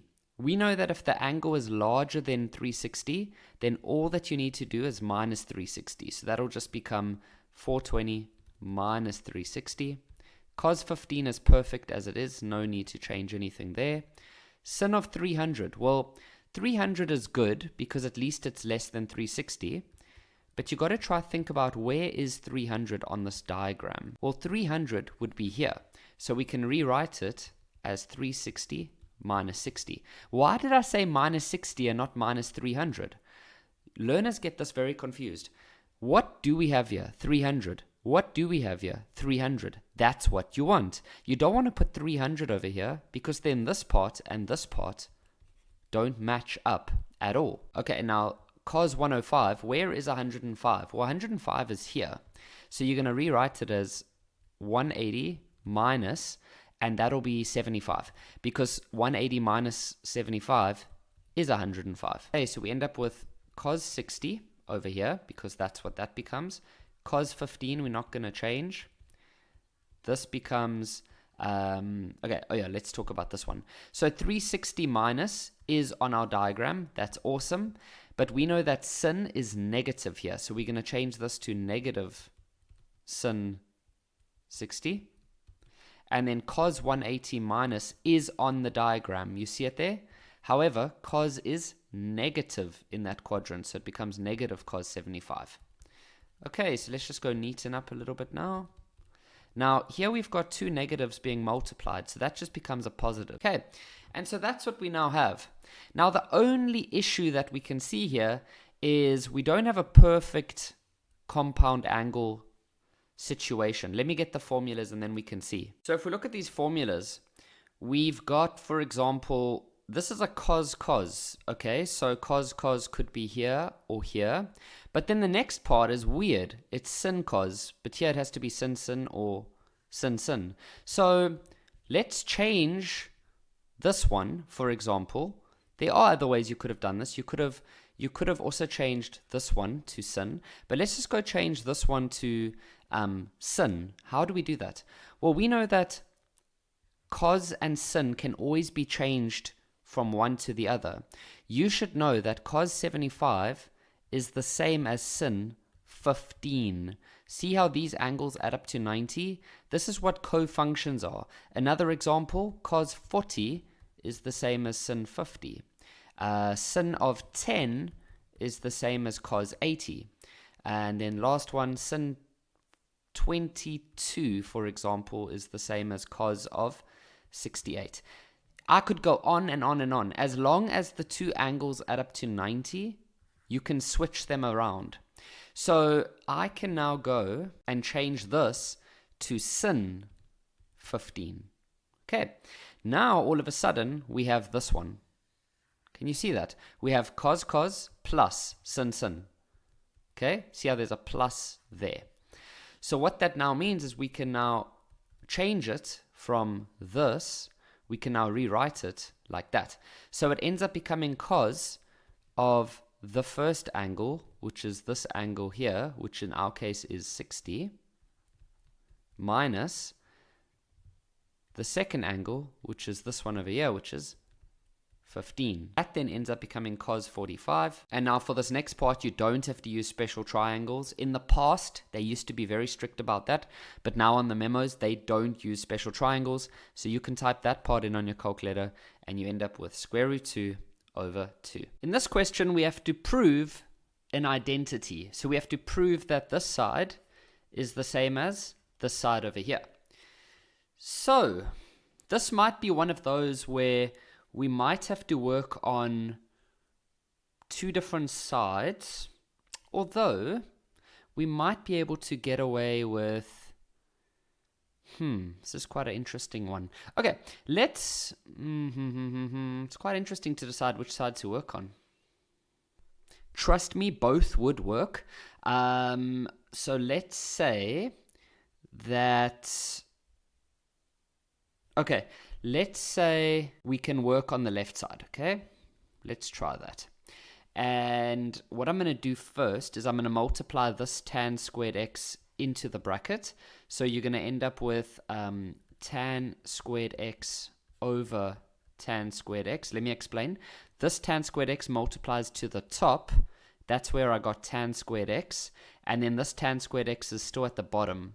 That just stays as it is because it's almost like multiplying with 1. Okay, this part here only went to the top. Then it's going to multiply over like that. So that's going to be minus tan squared x. Okay, now I know that this just becomes 1. Now the next thing we could do is I'm going to change this to sin over cos. So it's going to be sin squared over cos squared, because we know that tan is sin over cos, but if it's squared, then we just do it like that. Okay, and now what I'm going to do is I'm going to get a common denominator, which is going to be cos squared x. So I'm going to multiply top and bottom here by cos squared x. It's just like getting a normal common denominator when you're doing fractions. So it's going to become cos squared x over cos squared x minus sin squared x over cos squared x. And now because the denominators are the same, we can't cancel them because it's not an equation, but we can put them all together now like this. Now what I want you to realize is that this over here is the same as this over here, and so we can rewrite it as cos 2x. And then at the bottom we have cos squared x, and therefore left hand side is the same as the right hand side. This question says, for what value or values of x in the interval 0 to 180 is this undefined? Okay, so two things we need to have a look at here. If you look at a normal tan graph, we know that it does something like this, and then at 90 it normally has an asymptote, and then it does this, and then at 270 it has another asymptote. Okay, and it usually like that. Okay, so we know that any time you have a tan, we know that it cannot be defined at 90 and 270 because then it's an asymptote. So, but we're not going to worry about the 270 because they just want us to look over here. So the first place where this expression is undefined is when x is 90. Because as soon as x is 90, then tan of 90 becomes undefined. Whether it's squared or not makes no difference. If you type in tan 90 on your calculator, it's going to give you an error. If you square that, it's still going to give you an error. The next thing I want you to think about is undefined also means that all denominators, or undefined is when a denominator is 0. So do we have any denominators here? Yes, there's a denominator. A denominator is anything under a fraction. So we also don't want that to be equal to 0. Okay, so we're going to make it equal to 0 because we're trying to find out where is this undefined. So we're going to make it equal to 0. Now, if I take the square root on both sides, I just end up with tan x equals 0. So where is tan? Where is a tan graph equal to 0? Or where is a tan function equal to 0? We know that it's equal to 0 at 0 itself. Okay, and it's also equal to 0 over here at 180. However, none of those are part of our interval.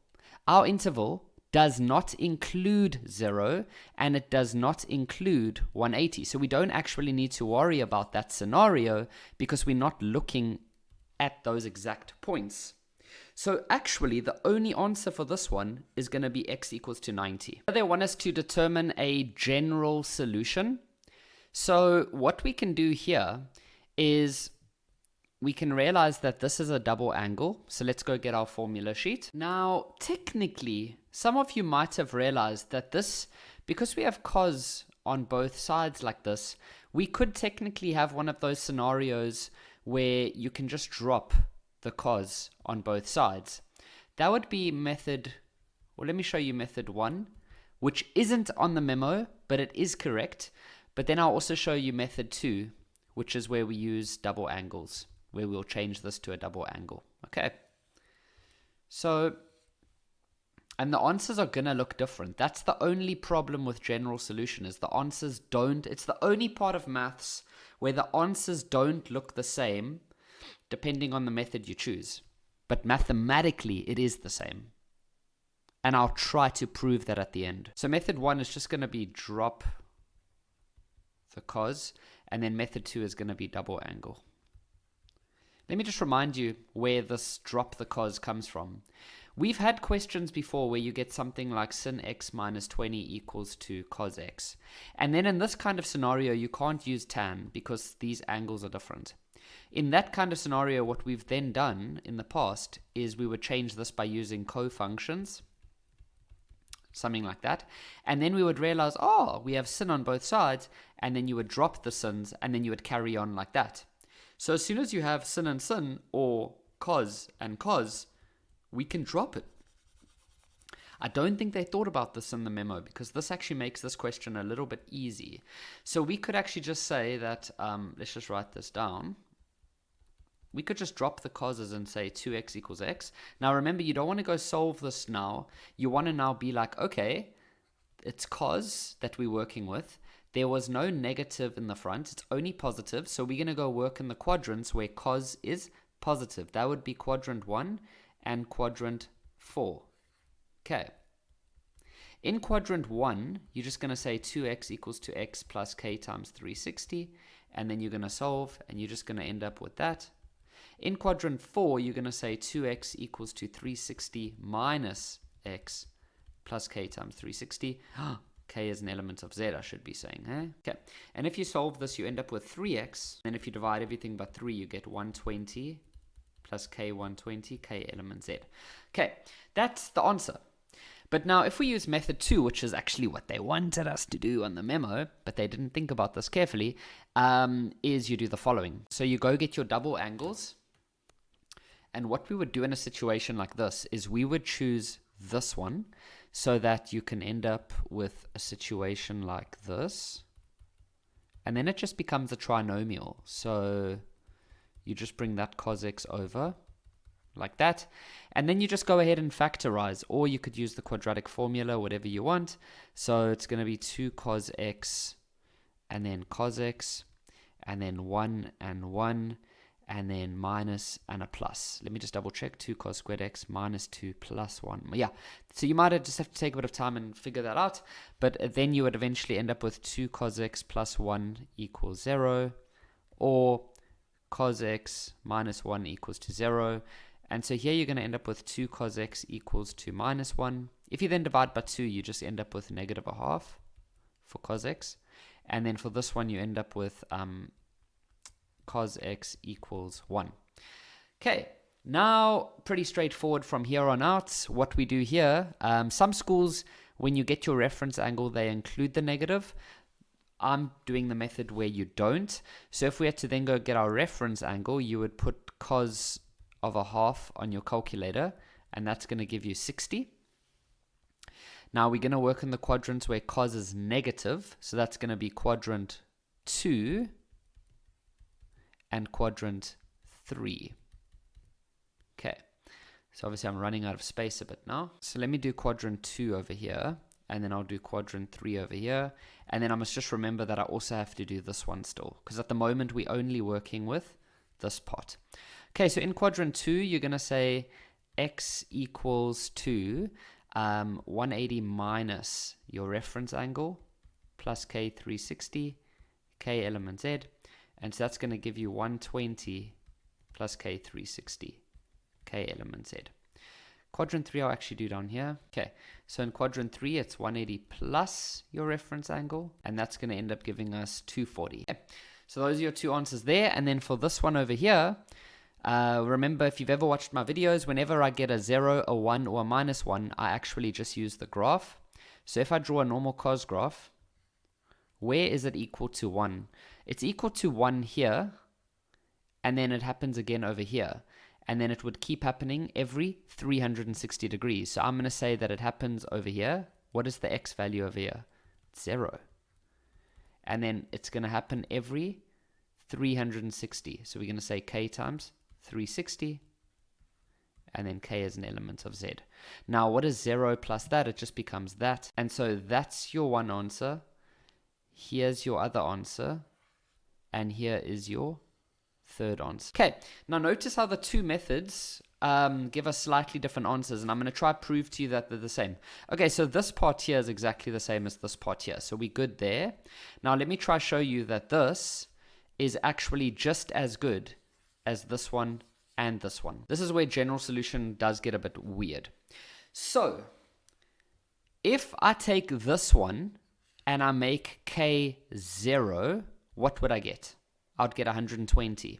Can I get 120 from any of these two? Yes, I can get 120 from this one if k is also 0. So that means that that works. If I look at this one and I make k equal to 1, so let's say I put a k equal to 1 here, then this would add up to 240. Can I get a 240 anywhere over here? Yes, I can. I can just take this one and I can just make k equal to 0. So then I would get 240. If I make k equal to 2 over here, what would I get? Well, then I would get 360 over here. Can I get 360 anywhere over here? Well, maybe not in those two I can't get 360, but I can get 360 over here. So the point is, I could show and prove that any answer you can get here, you can also get here by just using different values of k. So these two methods look different, but they are actually mathematically capturing the same thing. Okay, so yeah. Choose whatever method you prefer with that. Given that sin of theta is a half, calculate what sin 3 theta would be.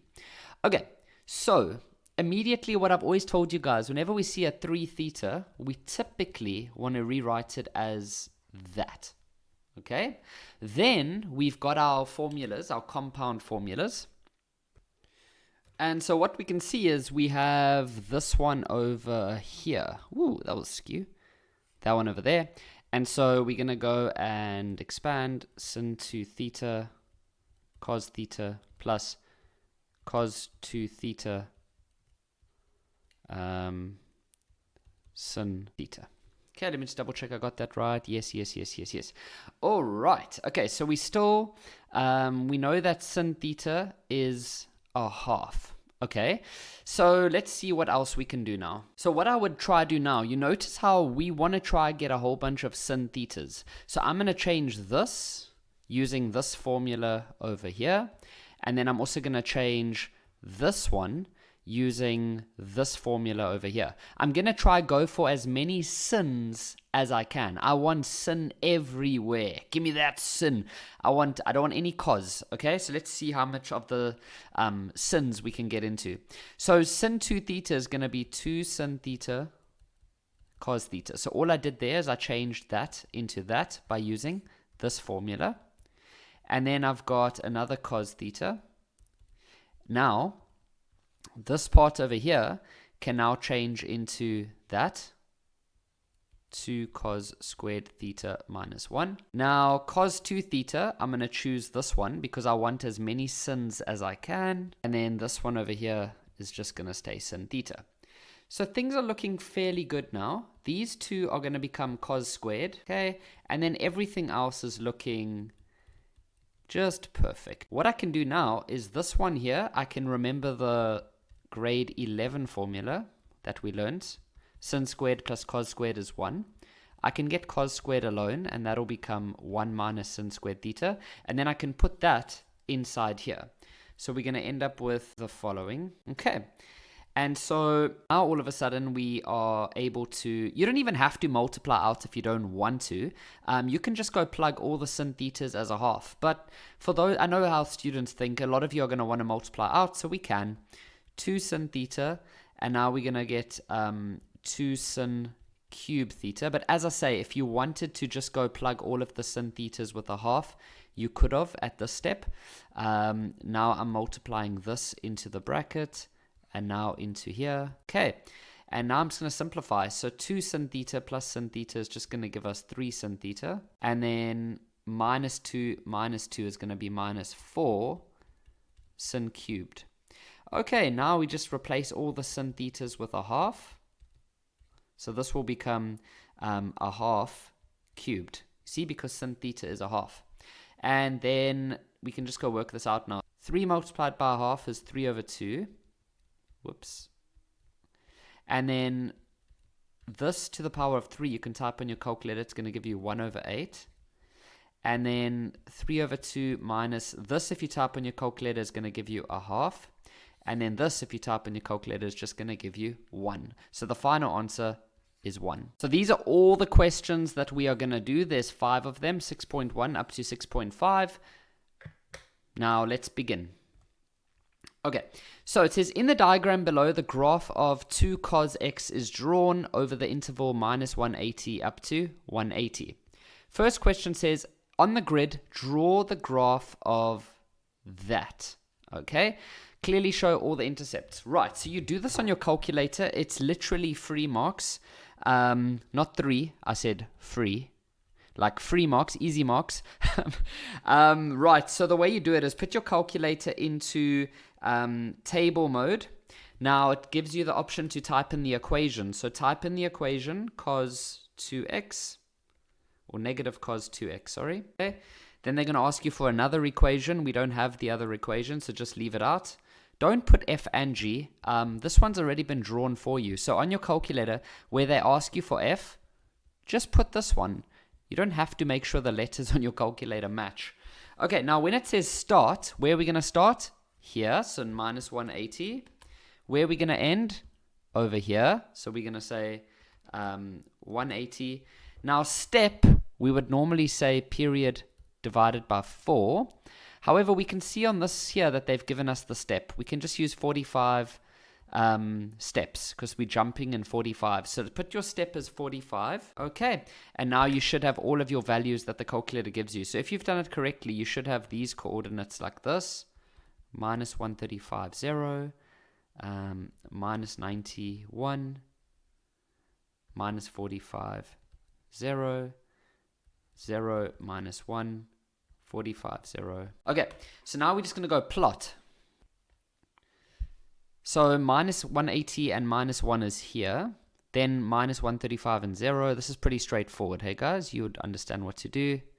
There and then there. Okay, now we're going to try draw a nice graph through all of that. All right, so there we have our graph.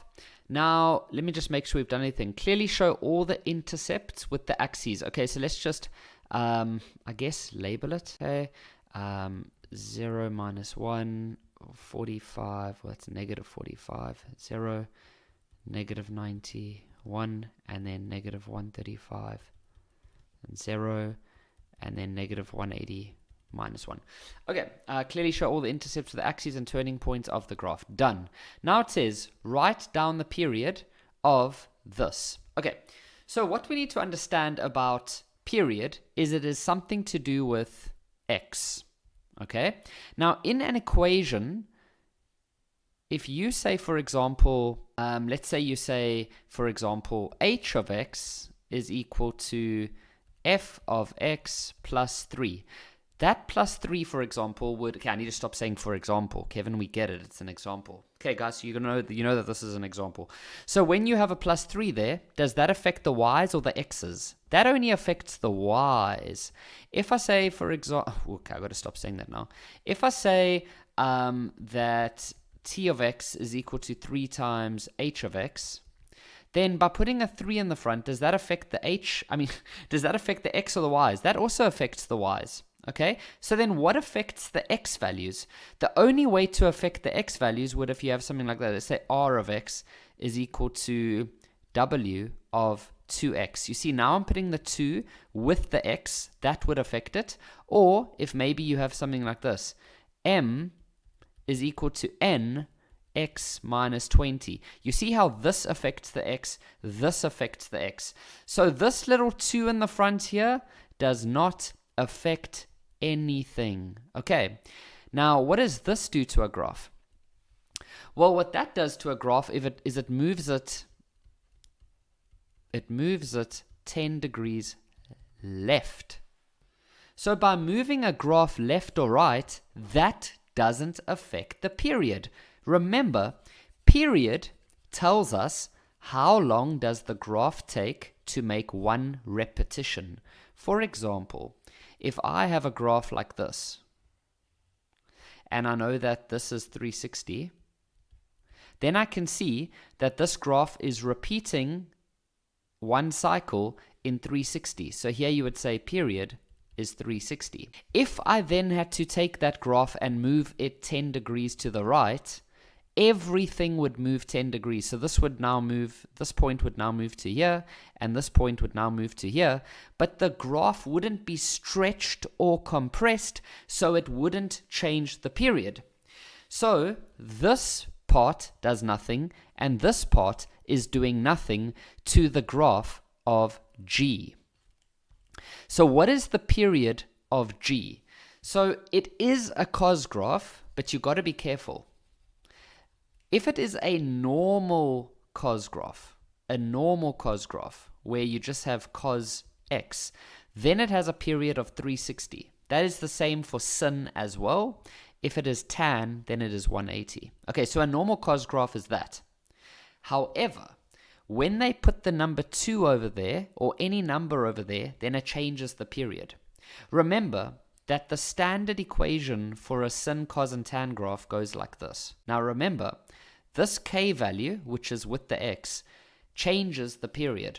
So to work out k is always equal to the original period divided by the new period. So we know that k is 2. We know that the original cos graph, like a normal cos graph, is always 360. And now we're trying to work out the new period. Okay, so you need to now solve this, and what you should eventually find is that the new period is going to be 180. So the period of this graph is 180. Okay? Why am I saying new and normal? When I say normal, I'm talking about a normal cos graph that just has cos x. Now, the new one is this one over here that we're busy with in this question. Okay? And that 2 over there is going to cause the period to now be 180. So it says write down the period of the graph when you do this and this. Well, this and this don't do anything to the graph of G, so it's just going to be 180. This question, now remember we still have 2 more questions coming up, okay? Now it says here, use the graph to determine the value of x in the interval 0 to 180. Okay, so they only want you to look between 0 and 180. Okay, so we're actually going to block off the rest of the graph. Okay, so I've tried my best to just block that all off. So it says use the graph to determine in that interval, so just in this little area over here, where is this? Okay, so it's one of these questions where we have f of x multiplied by g of x, and they want it to be negative. So what we do, what I always do in these scenarios, is how, when you multiply 2 things together, how can you make the answer negative?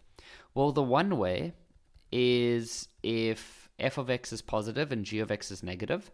The other way is if f of x is negative and g of x is positive. Okay, so let's look at scenario 1. Let's look at this one. So what we'll do is we'll start here. Where is f positive? Well, f is positive. The graph of f, by the way, is the original one. So that's positive there. Positive means above the x-axis. Okay? Now so now in that interval where that is true, is there any place where g is negative? Well, g is negative there and there. G, when it's negative, it means under the x-axis, and this is the x-axis. So now, is there any place where there is an overlap? Yes, the overlap is here. You see, that's where the overlap is. So what are the x values of that overlap over there? Well, it's from 0 up to 45. That is where you can see the yellow and the green are overlapping.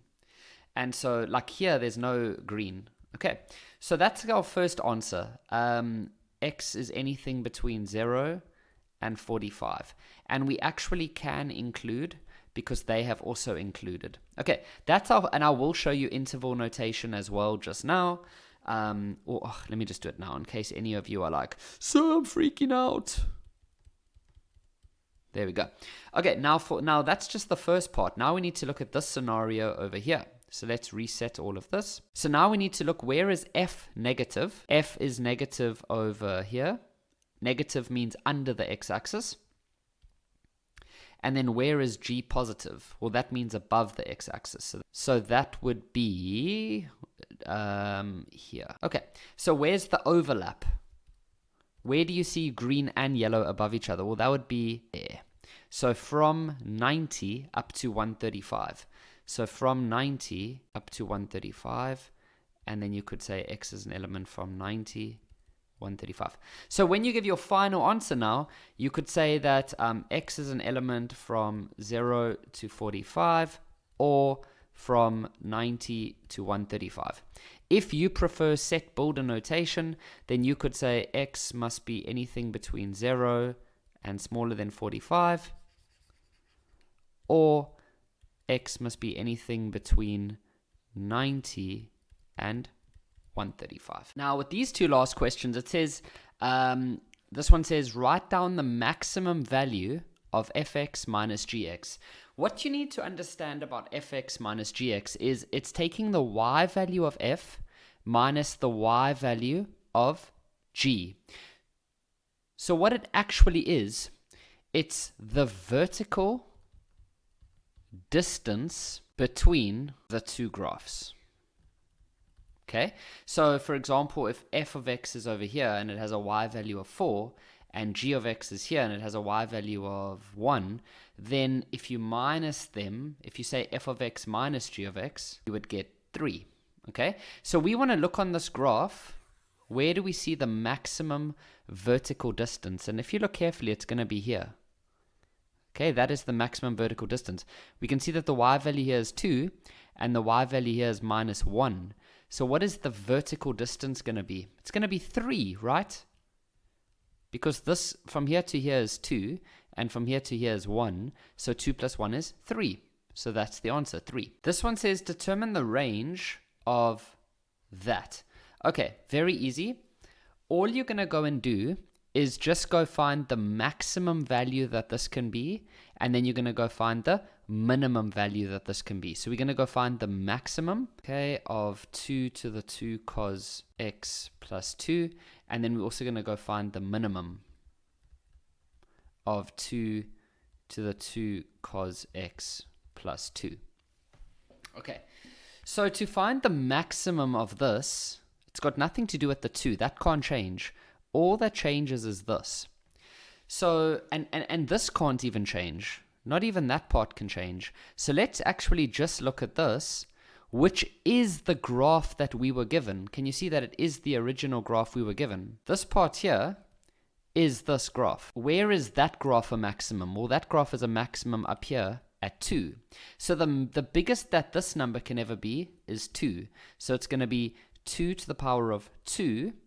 And then this plus 2 is just there. You can't change anything there. So it's going to be 2 to the 4, which is 16.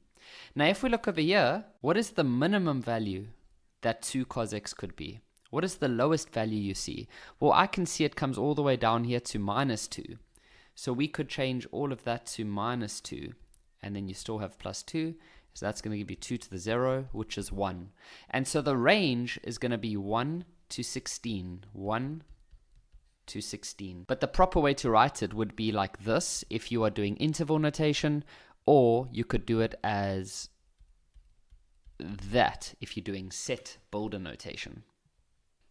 The diagram below shows two vertical poles, AD, okay, so he has a vertical pole, and BC, so he has another vertical pole. Point E lies on the same horizontal plane. Okay, so that is point E over there. My bad, it didn't come out nicely there. Okay. Right. Now it says that this angle here is 2 theta. They've already given us that. BEC is alpha, and this one is 90 minus 3. They've given us that, and then BC is y. First question for 2 marks. Determine BE. Determine BE. Where's BE? Okay, BE is here. Okay, so in this triangle here, we have more than enough information. Remember that this is a 90-degree triangle. So you can go back to grade 10 SOHCAHTOA. So they're looking for BE. BE is the hypotenuse, okay? And we already have the opposite. So that means we're going to use the one that has opposite and hypotenuse. So we're going to say sin of the angle alpha is equal to the opposite, which is y, over the adjacent, which is BE. Now we need to get BE by itself. So the way we do that is we first multiply it over to the left-hand side. So you end up with BE sin alpha equals y. And then to get BE alone, you're going to divide by sin alpha. And so you're going to end up with that. So it's y over sin alpha. Okay. This question for 5 marks. Show that AB is equal to 2y. Okay, so AB is this one over here. All right. So in this triangle, we have quite a bit of information. We've got this angle, 2 alpha. We've got this angle, and we've got a side. You don't need much more information than that because they want us to work out AB. So that's the unknown. So we can say AB, and then we've got the opposite angle, and then we can use this side. Okay, but we don't have its opposite angle. So that, okay, so because I want to use the sin rule, right? Because we can use this side and this angle, and then we can use this side and this angle, but we don't have this angle yet. But we can get it because in that yellow triangle, we have this angle and we have that angle. And we know that all 3 angles of a triangle must add up to 180. So we can say that angle A plus, or let's be more specific, that is angle EAB. EAB. We know that that one plus angle E, but let's rather call it AEB, which is this one over here, plus this one, which is angle, what did they call that angle B? It's ABE. ABE. We know that all of that should add up to 180 because of some angles in a triangle. So now we can go and fill everything in. So we could say EAB, okay, that's the unknown. And then AEB is 2 alpha. And then this one is 90 minus 3 alpha. Okay, and so if we then go solve this one, we should eventually end up with 180. Sorry, we will eventually end up with 90 plus alpha. Okay, so let me just double check. Yes. Okay, so now we know that this angle is 90 plus alpha. So now we have an angle and the opposite side, and then we can find, and then this is the side we're looking for, and we have its opposite angle. So now we can go and use the sin rule. So we can say, for example, that we know there's a formula, A over sin A equals B over sin B. Okay, now remember that these letters have nothing to do with these letters, right? What I mean by that is, if I say A over here, it doesn't mean you have to go use A over here.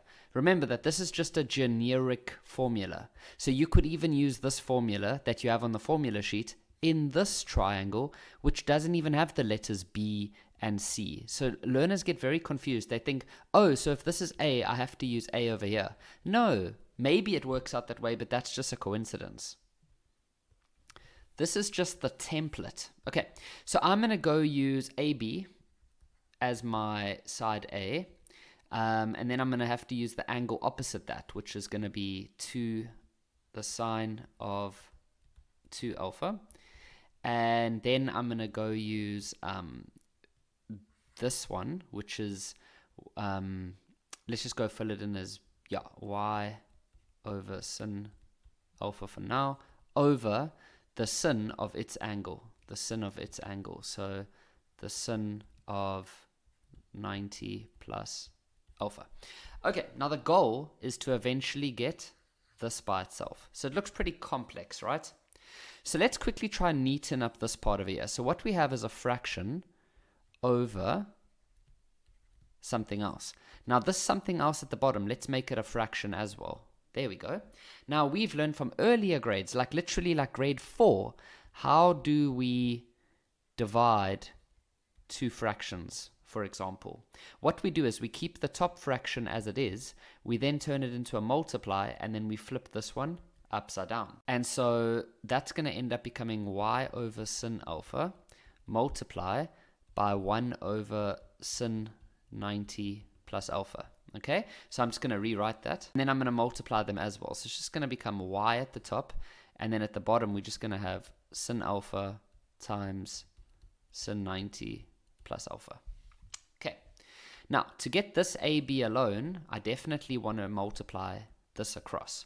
So we're going to end up with AB equals to sin, or y, sin 2 alpha over sin alpha times sin 90 plus alpha. Now what we can do next is I want us to change this by using our grade 12 double angle formula, and then this is going to be changed into cos by using a cofunction. Okay, so let's go get our formula sheet for this one. Right, so remember that this formula here is what we're going to use. So you're going to end up with AB equals to y multiplied by 2 sin alpha cos alpha. So you see what I did? I changed this into this. Okay, then at the bottom we have sin alpha, and then this, if you remember from the cofunctions, remember we have 4 cofunctions. Let's quickly write them out. So this just becomes cos, this just becomes sin, this one here just becomes cos, and then this one becomes negative sin.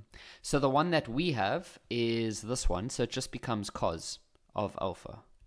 Okay, now if you look carefully, this sin cancels with that sin, and that cos cancels with that cos. So all that we are now left with for AB is there's a 2 and a y, so that's 2y, and that's exactly what they asked for. Okay, so I would go fill that in on the diagram. Last question for this one. It says, it is further given that AF is 7 over 4 BC. So AF is, okay, so AF is there, and they're saying that that's 7 over 4 BC. Okay, and BC is y. So remember, guys, BC, like we just said, is y. Okay, so then AF will be 7 over 4y. So AF is 7 over 4y. 7 over 4y. Okay.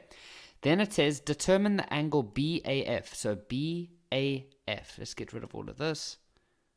And let's get rid of that. And let's just write this over here. Y over sin alpha. Okay. BAF. Where are you? Where's B? Okay, there. A. Okay, and F. Right. So B, A, F. So it's working. So in that triangle there, they want to know what is this angle. Okay, it's got nothing to do with this 90 plus alpha. Some of you I know are going to be confused with that. That 90 plus alpha is this whole angle. Okay, and you can't even mix them at all because this is a three-dimensional angle. Okay, it's 3D, whereas this is just a 2D shape. Okay, so don't even think about this part. Right, so, this is actually a really easy question, guys. Honestly, it's a right angle triangle.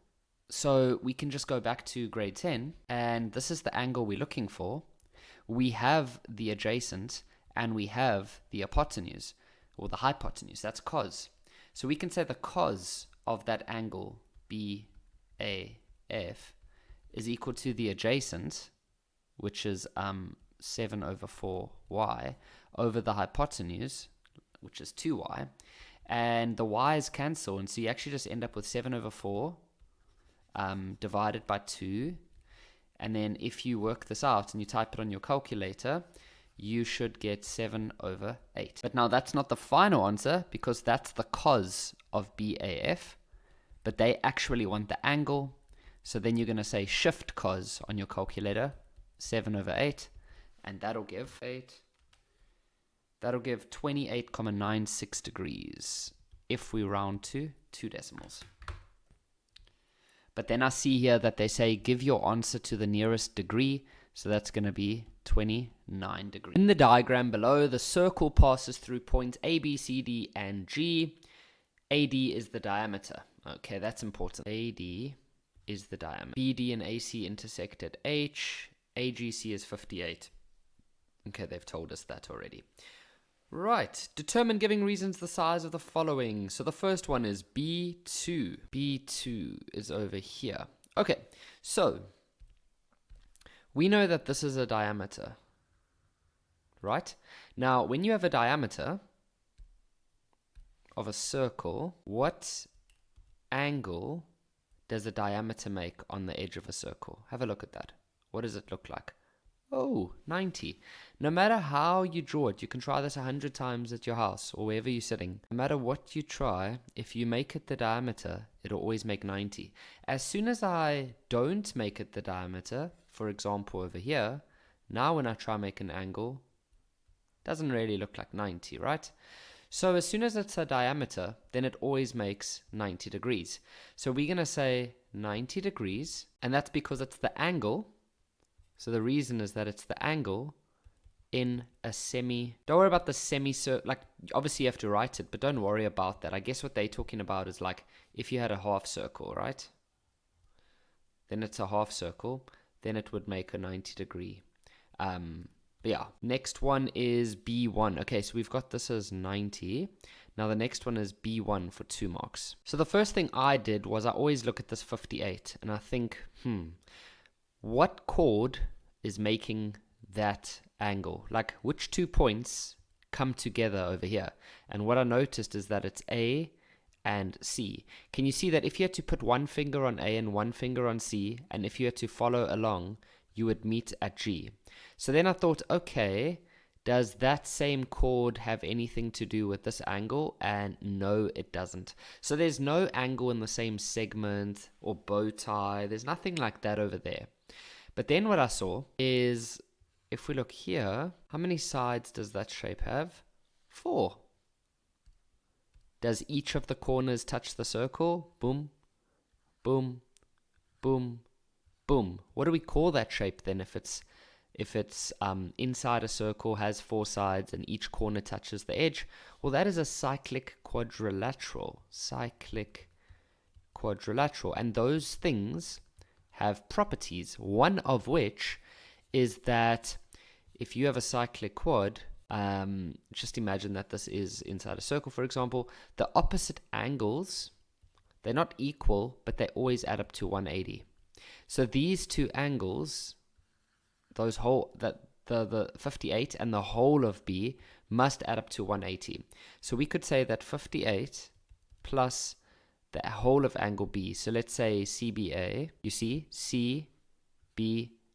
So that's that whole angle. We know that those two must add up to 180. And that would be because of opposite angles, or op angles of a cyclic quad.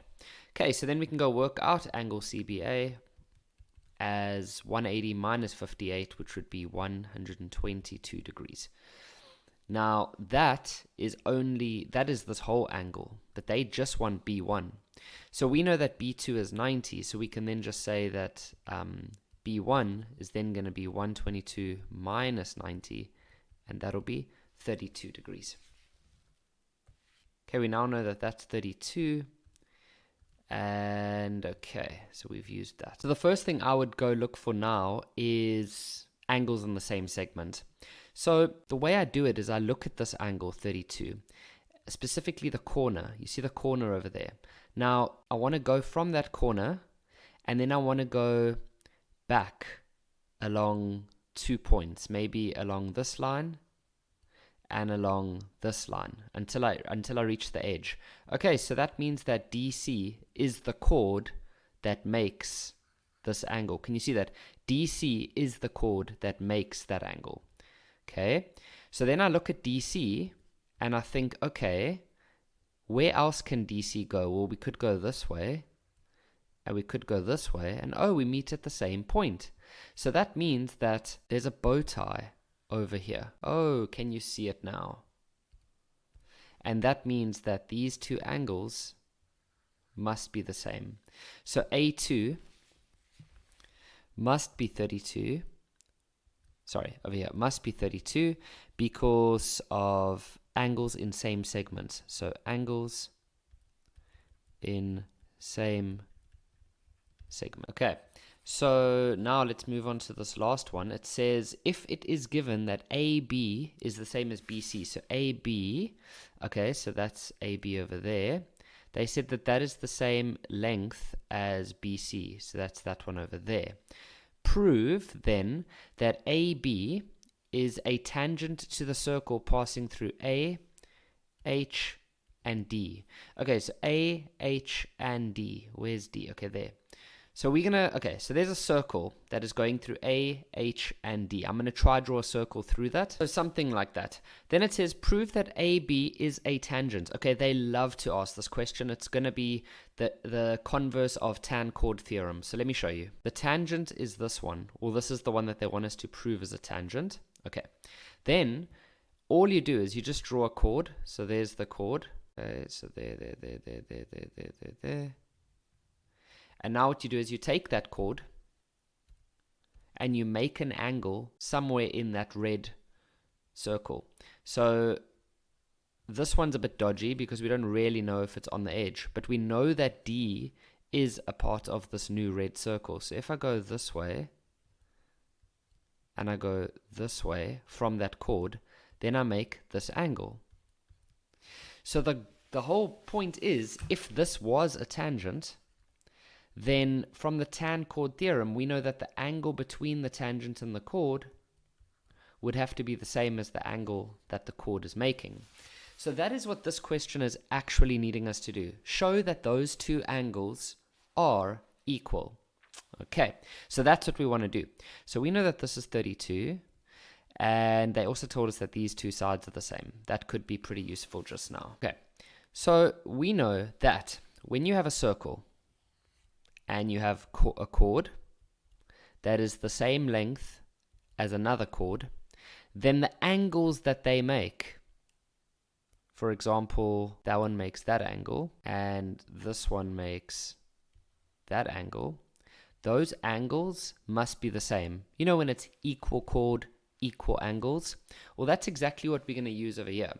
So if I look at this one, what angle does this chord make on the edge of a circle. It has to be on the edge of a circle. Well, if you go this way, can you see that it comes together at A3? Okay, so let's just summarize that for ourselves quickly. We can say that BC, you don't have to write this in an exam, I'm just doing it for us right now, creates angle, or let's say not creates, come on Kevin, subtends angle A3. Okay, chord BC subtends angle A3. Now, if we look at the other one that they gave us, which is this chord AB, where does that come together on the edge of the circle? Well, that comes together on the edge of the circle perfectly at angle D. So we could say then that AB, you don't need to say this in an exam, by the way, subtends angle, this is just for us to think about what we're doing, angle D. Okay, so the way you would write it out in an exam is, so you wouldn't have written that. That was just for us to understand how we're going with this question. We would simply say that angle A3 is going to be equal to angle D, and that's just because of equal chords, equal angles. Okay? Then from that, remember I said that if this line, let's actually just neaten up everything here. We said that if this line is a tangent to that circle that we had, sorry, I erased the circle by mistake.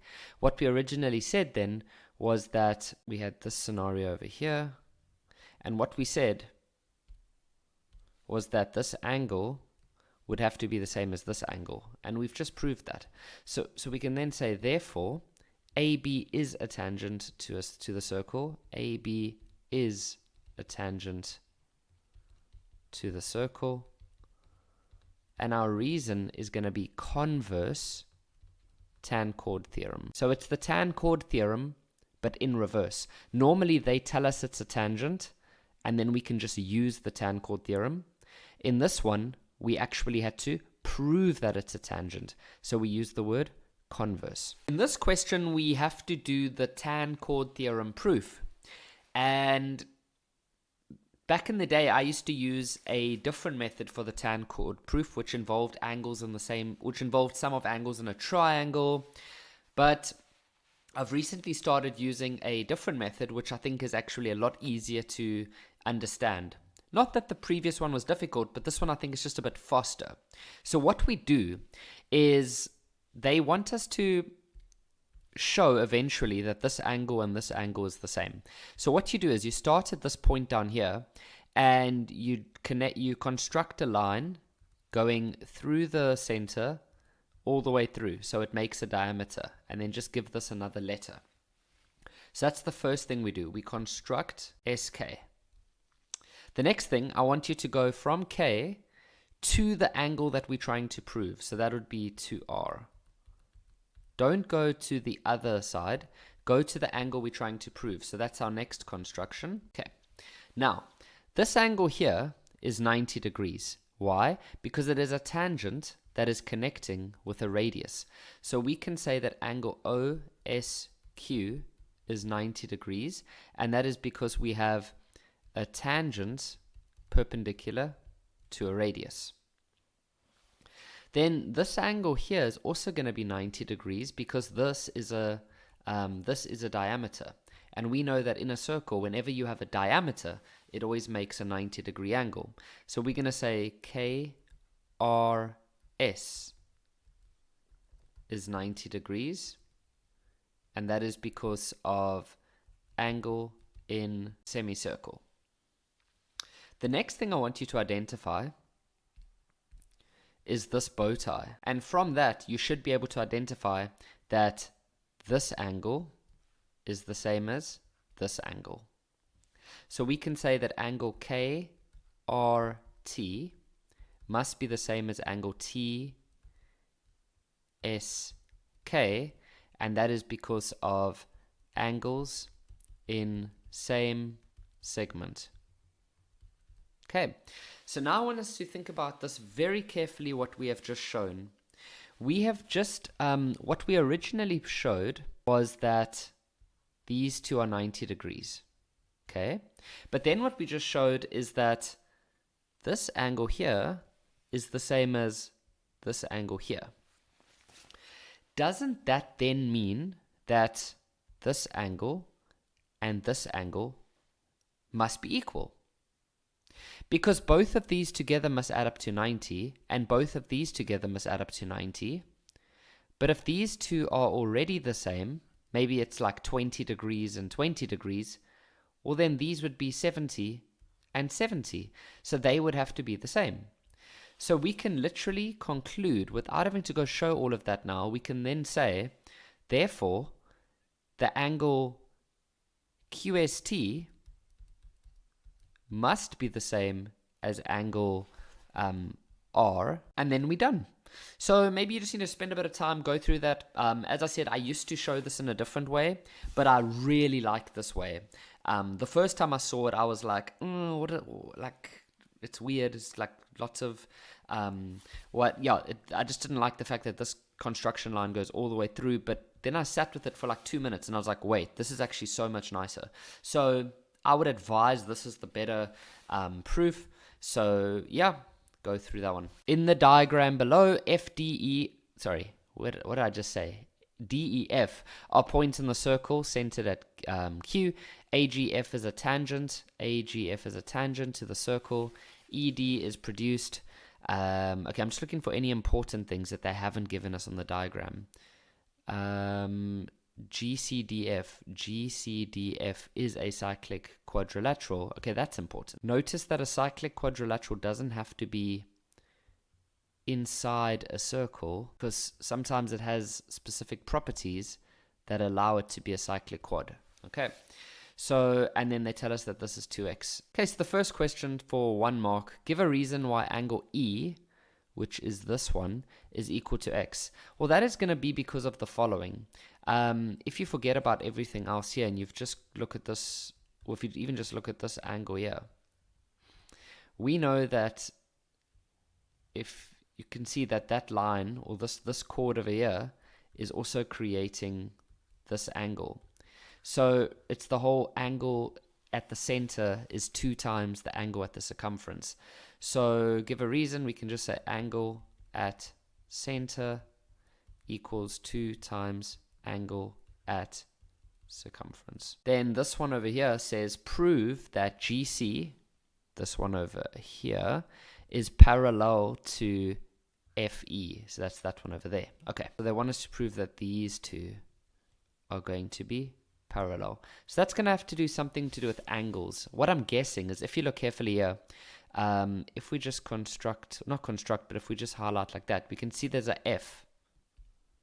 Can you see the F? It's like this. Okay, so that would mean that if these two lines are parallel, then this angle C1, we would also want that to be equal to x. Okay, I can see it already. Check here. We know that this shape is a cyclic quad. Now we know that with a cyclic quad, the angle on the outside is always going to be equal to the angle on the inside, but it's the opposite angle, so it's that one. Okay, so we could say C1, angle C1 is equal to angle F1, and that's because we have the exterior angle of a cyclic quad. And then what I want you to look at is, we know that this over here is a tangent, and that means then that this angle, if you look at this chord over here, from the tan chord theorem, we know that this angle must be equal to the angle that this chord makes. So where does that chord come together? Well, that chord comes together at E. So that means that F1 and E are the same. So F1 is equal to angle E, and that is just because of the tan chord theorem. Tan chord theorem. Okay, so look what we've done. We said that angle C1 is equal to F1, but F1 is equal to E. So therefore, C1 must be equal to angle E. And that's exactly what we wanted, because remember, we said that to show that these two lines are parallel, we could make an F. or if we could, and then that's corresponding. So if we could show that this angle and this angle are equal, then those two lines must be parallel. So we can then say, therefore, those lines must be parallel, and that's because we have the converse of corresponding angles. Or you could say, you don't have to say the word converse, you could just say these two are parallel. Why? Because the corresponding angles are equal. Okay, this question over here now wants us to, or let's first just remember that this is now x, and we also found that is x along the way. Now it says prove that this. Okay, so it could either be like a similarity or proportionality. So let's have a look. AB, okay, so AB over BD, okay, I'm just highlighting quickly, and then AC, where's AC? Okay, AC and CE. Okay, this is pretty straightforward. It's just gonna be proportionality, but let me show you. Check this out. So the first one is AB over BD. So AB and BD. Can you see that that is perfectly using this triangle over here? And it's got those two parallel lines over there and this one. So what would, if you were just doing basic proportionality, what is AB over BD? Well, remember how proportionality works. If you have like A, B, D, and then G and F, for example, then if you say AB over BD, well, that would have to be the same as AG over GF, right? So just see if you can see that in this triangle. Now we're just going this way and this way. So if you see it, you should realize that AB over BD is the same as AG over GF. And that's just going to be because of prop theorem. I'll give you the other option you can use now, and that's because of BG being parallel to DF. You can also use the reason, instead of using that, you can say line parallel one side of triangle. Okay, that's the other one you can use as well. It's up to you. Now the next thing is I want you to work in the other triangle that has parallel lines. Remember we proved that in the previous question that these two are parallel. So then if you look in their triangle, it would be this big triangle, and go work out this one. So what is AC? So AC over CE. So that's then going to be, if you look to the other side, AG and then GF, and that's also going to be prop theorem, but that's now because GC is parallel to FE, or you can just say line parallel one side of triangle. So can you see that we've proven that this is equal to AG over GF, but this is also equal to AG over GF, so therefore these two must be the same as each other. So AB, and that's exactly what we wanted to prove. Okay, see, that's exactly it. All right, so now we've done all of that. Let's just neaten up a bit here before the next one.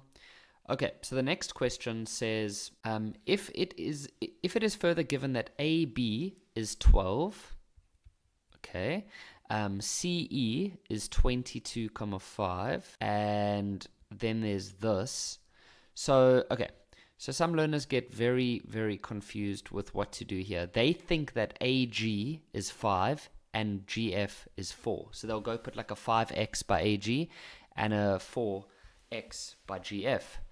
Instead, it's actually the other way around. I want you to divide. Okay, so let's just write this out because I've seen this confuse learners a lot. I want you to get the AG over GF alone. So let's bring the GF to this side, okay? And then take the 5 over. So you should eventually end up with that. So what you can now see is that the AG is the 4x and the GF is the 5x.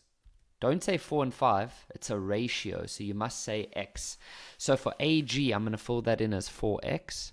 And then for GF, I'm going to go fill that in as 5x. Okay. Right. What do they want? Determine the length of CD. So what is the length of CD? So the first thing I would always do is I would take this previous answer and I would just try to fill in as much as I can. So AB, we have it as 12. BD, we have no idea. AC is, we have no idea. And CE is 22,5. Okay. Now, remember, in the previous part of this this question over here, we said that AB over BD was AG over GF. Remember that? And so AB, or let's fill that in as 12 over BD, is now going to be 4x over 5x. So that means that 12 over BD is equal to 4 over 5. You could then use cross multiplication. So the 5 goes to the 12 and the 4 goes to the BD. So you end up with 60 equals to 4 BD. If you then divide both sides by 4, you end up with BD as 15. So BD is then 15 units. And so what we can now do is we can now go fill that in over there into this one.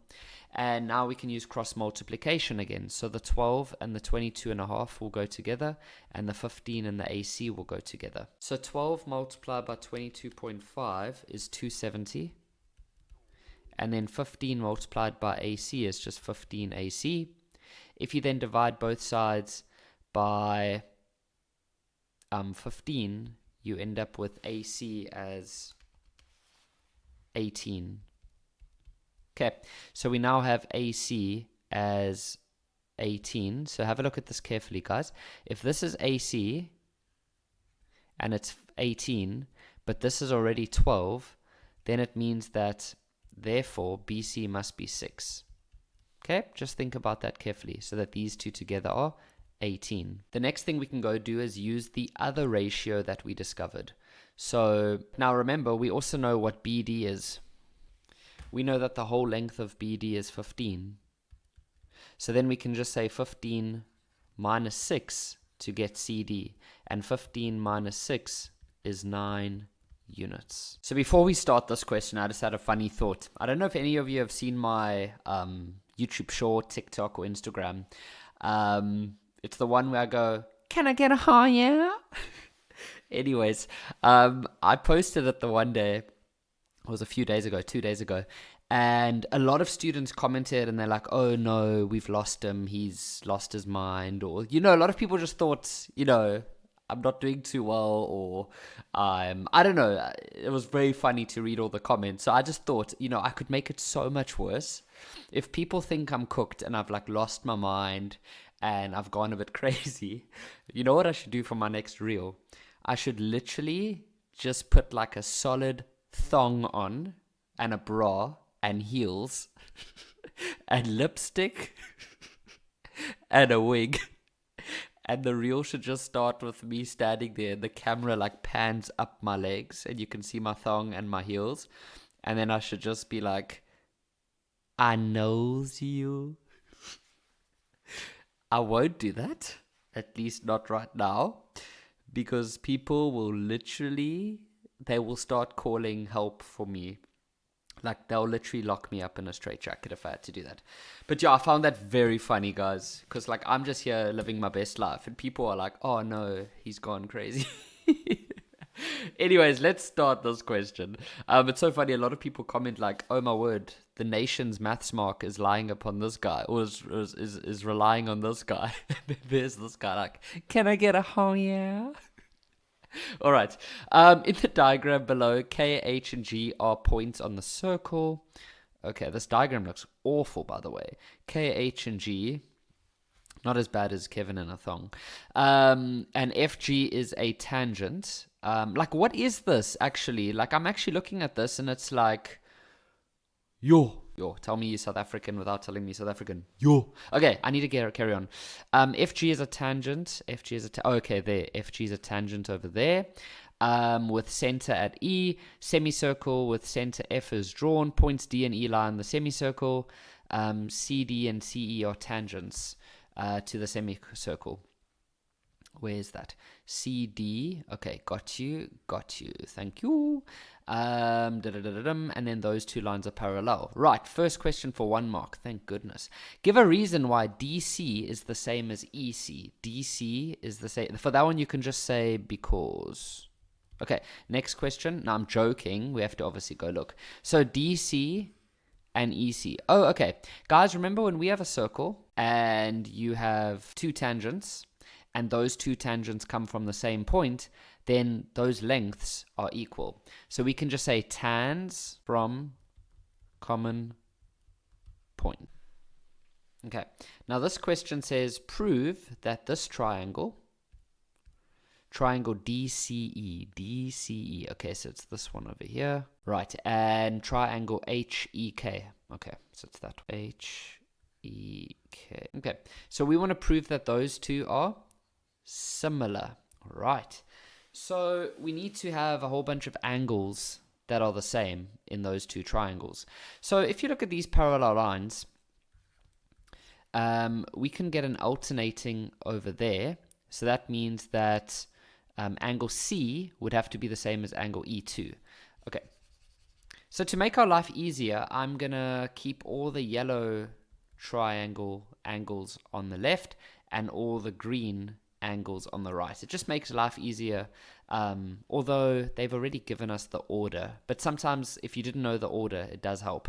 Okay, so we can just say that angle C is equal to angle E2, and that's just because of alt angles, and that's because the line DC is parallel to EH. Okay, so we need to just find one more angle. We don't need to find all three for these two triangles to be similar, because remember, once we have found two, then the third one is always going to be, the third angle is always going to be equal because of the sum of angles in a triangle. Now, I won't lie, I'm sitting here and it's taking a bit of time. So what I then do is I know that if I look at this, in this triangle, I've already used angle C, and in this triangle, I've already used E.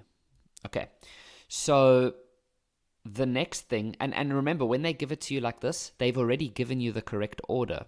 So that means D in this triangle must go with H. So then you look at those and you try to think about if you can see any relationship. And then if you can't see a relationship with those two, then you try E and K, and you see if anything jumps out at you. So E and K. So the other day I made a video on Instagram as well, where I tell learners, when you're struggling to find, you're trying to figure this out, don't look at the memo too soon. And I'm in this position right now. I'm still sitting here. Obviously, I'm pressing pause so that we don't have to awkwardly sit in silence together. But I've been sitting here for at least 5 minutes now, and I'm struggling.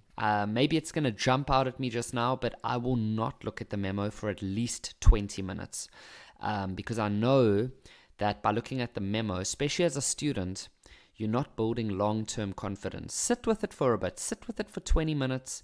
Yes, you might not get through as many questions by doing this way, but trust me, this builds long-term understanding, confidence, and you're going to improve your marks rapidly. So yeah, I'm going to sit a bit longer now. I'll sit for at least another 20 minutes. I'll even sit longer because I've got more time. Maybe you have a test coming up. I'm not sure, but I'll sit for half an hour if I have to and try to figure this out. I see from these little stars that I know these two have to be the same. It would be so nice if we could somehow show that these lines are parallel, because then we could have an alternating over here. Maybe that is going to be the way. I'm just trying to think why those two lines could be parallel. Part of me even wonders if there's a construction line we need to do, because it just feels really weird. Like the tangents aren't really helping. There's no like chords that we can really use nicely. Okay, it clicked for me. Not easy, but what I was forgetting to remember or to even read is that E is the center of the circle, this circle here. So because E is the center of the circle, it means that these two lines are the same length, because they're both the radii. So it means that these two angles are equal to each other. So we could say that K1 is equal to angle H, and that is because those are the angles that are opposite equal sides. Now, if you look in this triangle here, we also know that these two are the same length. Okay, so let's do that, and then those two are the same. So, because remember, we proved that in the beginning. So, these two are also the same. Okay, so we could say that angle D is also equal to angle E1, and that's also because of angles opposite equal sides. Sorry, I was just looking at this now. Where we said K1 is equal to H because of angles opposite equal sides, we must first say that those sides are equal. So we must say, I'll put this a bit higher up, angle C equals to E2, and that was because of alt angles, because DC was parallel to EH. Then we should say that KE is equal to HE, and that is because they are radii. Okay, so if you guys think about this carefully, obviously we're going to have to try explain it a little bit better, but if you have two triangles, and let's say you prove that these two angles are the same, okay, and then let's say you have a situation like this, then if these two have to be the same, they would both have to be 75, so that all of these add up to 180, but then that would be exactly the same over here. These would also have to be 75, because those have to add up to 180. So the reason I'm saying that is that, think about this. We've already proven that this angle and this angle are the same. So these two, we know that they equal each other, and these two, they equal each other. But if you think about it very carefully, and you think about what I just said here, then it looks like these two are going to be exactly the same as these two. But we're going to somehow have to show that. Okay, so we said from, if we're looking at the order here, we know that D would have to go with H. So let's just choose those two. I want you to get D by itself here, and I want you to get H by itself here. What do I mean? Well, I know that angle D plus angle E1 plus angle C must add up to 180, because they are the sum of angles, sum of angles in a triangle. But I also know that E1 is the same as D, so I'm just going to replace it as angle D plus angle D. You see, I replaced that with a D,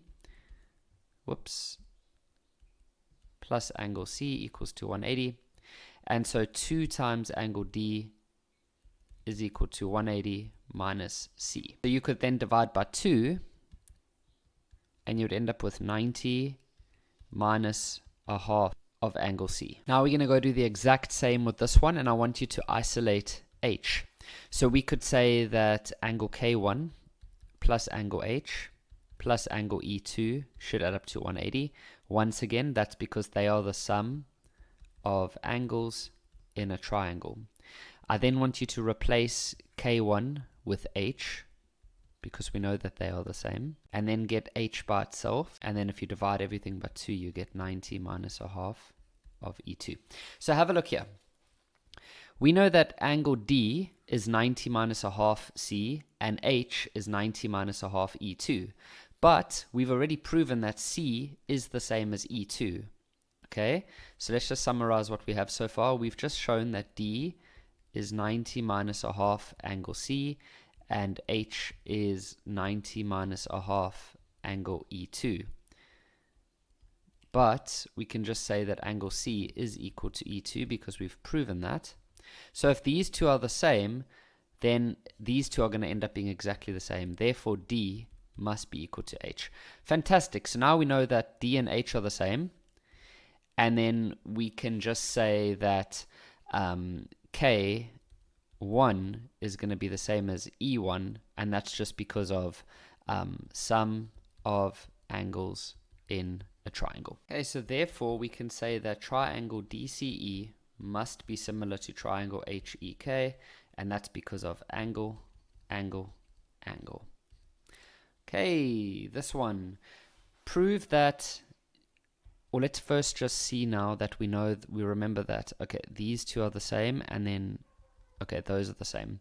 Now, this one says prove that DG is equal to GE. DG, okay, so DG is, let's get rid of all of this. DG is here, and prove that that is the same as GE. Okay, so the only way that these two can be equal is if you just look in this circle over here. We know that one of our earliest circle theorems is that if you have a circle with a center, and if you can connect to the chord at 90 degrees, then these two must be equal. So the same thing here. If here's your circle, you're coming from the center. They tell us that F is the center. If you can hit here at 90 degrees, then these two would have to be equal. But this is 90 degrees. Why? Because you have a tangent connecting with a radius. Because remember, this is the center of this circle. So that is a radius. That's a tangent. So they must make 90 degrees. So we can say that angle FGE, which is this one here, is 90 degrees. And that is because you have a tangent perpendicular to a radius. And then we can say, therefore, DG must be the same as GE because we have a line from center, and that is going to be perpendicular to chord. So you have a line coming from the center perpendicular to a chord. It automatically divides those two in half. Okay, and then the last question says, show that this. Okay, so what I would always do now in these type of situations is I would use this and I would use this. So I would go back to this that we proved earlier, and I would make my ratios. So my ratios are DC over HE equals to CE over EK, and that's equal to DE over HK. And your reason can either be, I like to just use similar triangles, or you could say corresponding sides in proportion. Okay, so did I say angles or triangles? It's similar triangles. Okay, and then I'm going to try my best now to find these. So do we have any HEs? Yes, we do over there. Do we have any DC? Yes, over there. And do we have any HK? Yes, over there. Okay, so I'm definitely, but now I'm also a little bit hesitant because I see that they have a HE squared, which means that there should be two HEs over here. The only way we can get two HEs is if we know that this is the same as KE. So we could switch this one out to become a HE, but that's not really going to work because then we would have an HE down here at the bottom, and if we had to cross multiply, those HEs would actually cancel out. Okay, then I guess let's take these two for now and let's go cross multiply. So DC multiplied by HK equals to DE multiplied by HE. Okay, so we have the DC and we have the HK. Fantastic. This part here, we have the HE, but this DE is the problem. We know though that DE, oh here we go, check this out. We know that this is the center of the circle, so all three of these lines have to be the same length because they're all radii. So we can say that DE, we know that DE is double GE. Let me explain. We know that this DE over here, and we know that these are each equal. So if this is 5 and this is 5, then the whole length is 10. So we can say that DE is double GE. And then we also know that GE is the same length as HE because they're radii. So we can say GE is the same as HE because they are both radii. So then I can say, therefore, DE is 2 times HE. You see what I did? I just replaced the GE with HE. Then I'm going to take this expression and plug it there. So I end up with DC times HK equals to 2HE times HE. And that gives me DC times HK equals to 2HE squared. And that is exactly what they wanted. Yes, they've just got it the other way around, but it doesn't matter. So we've proven it.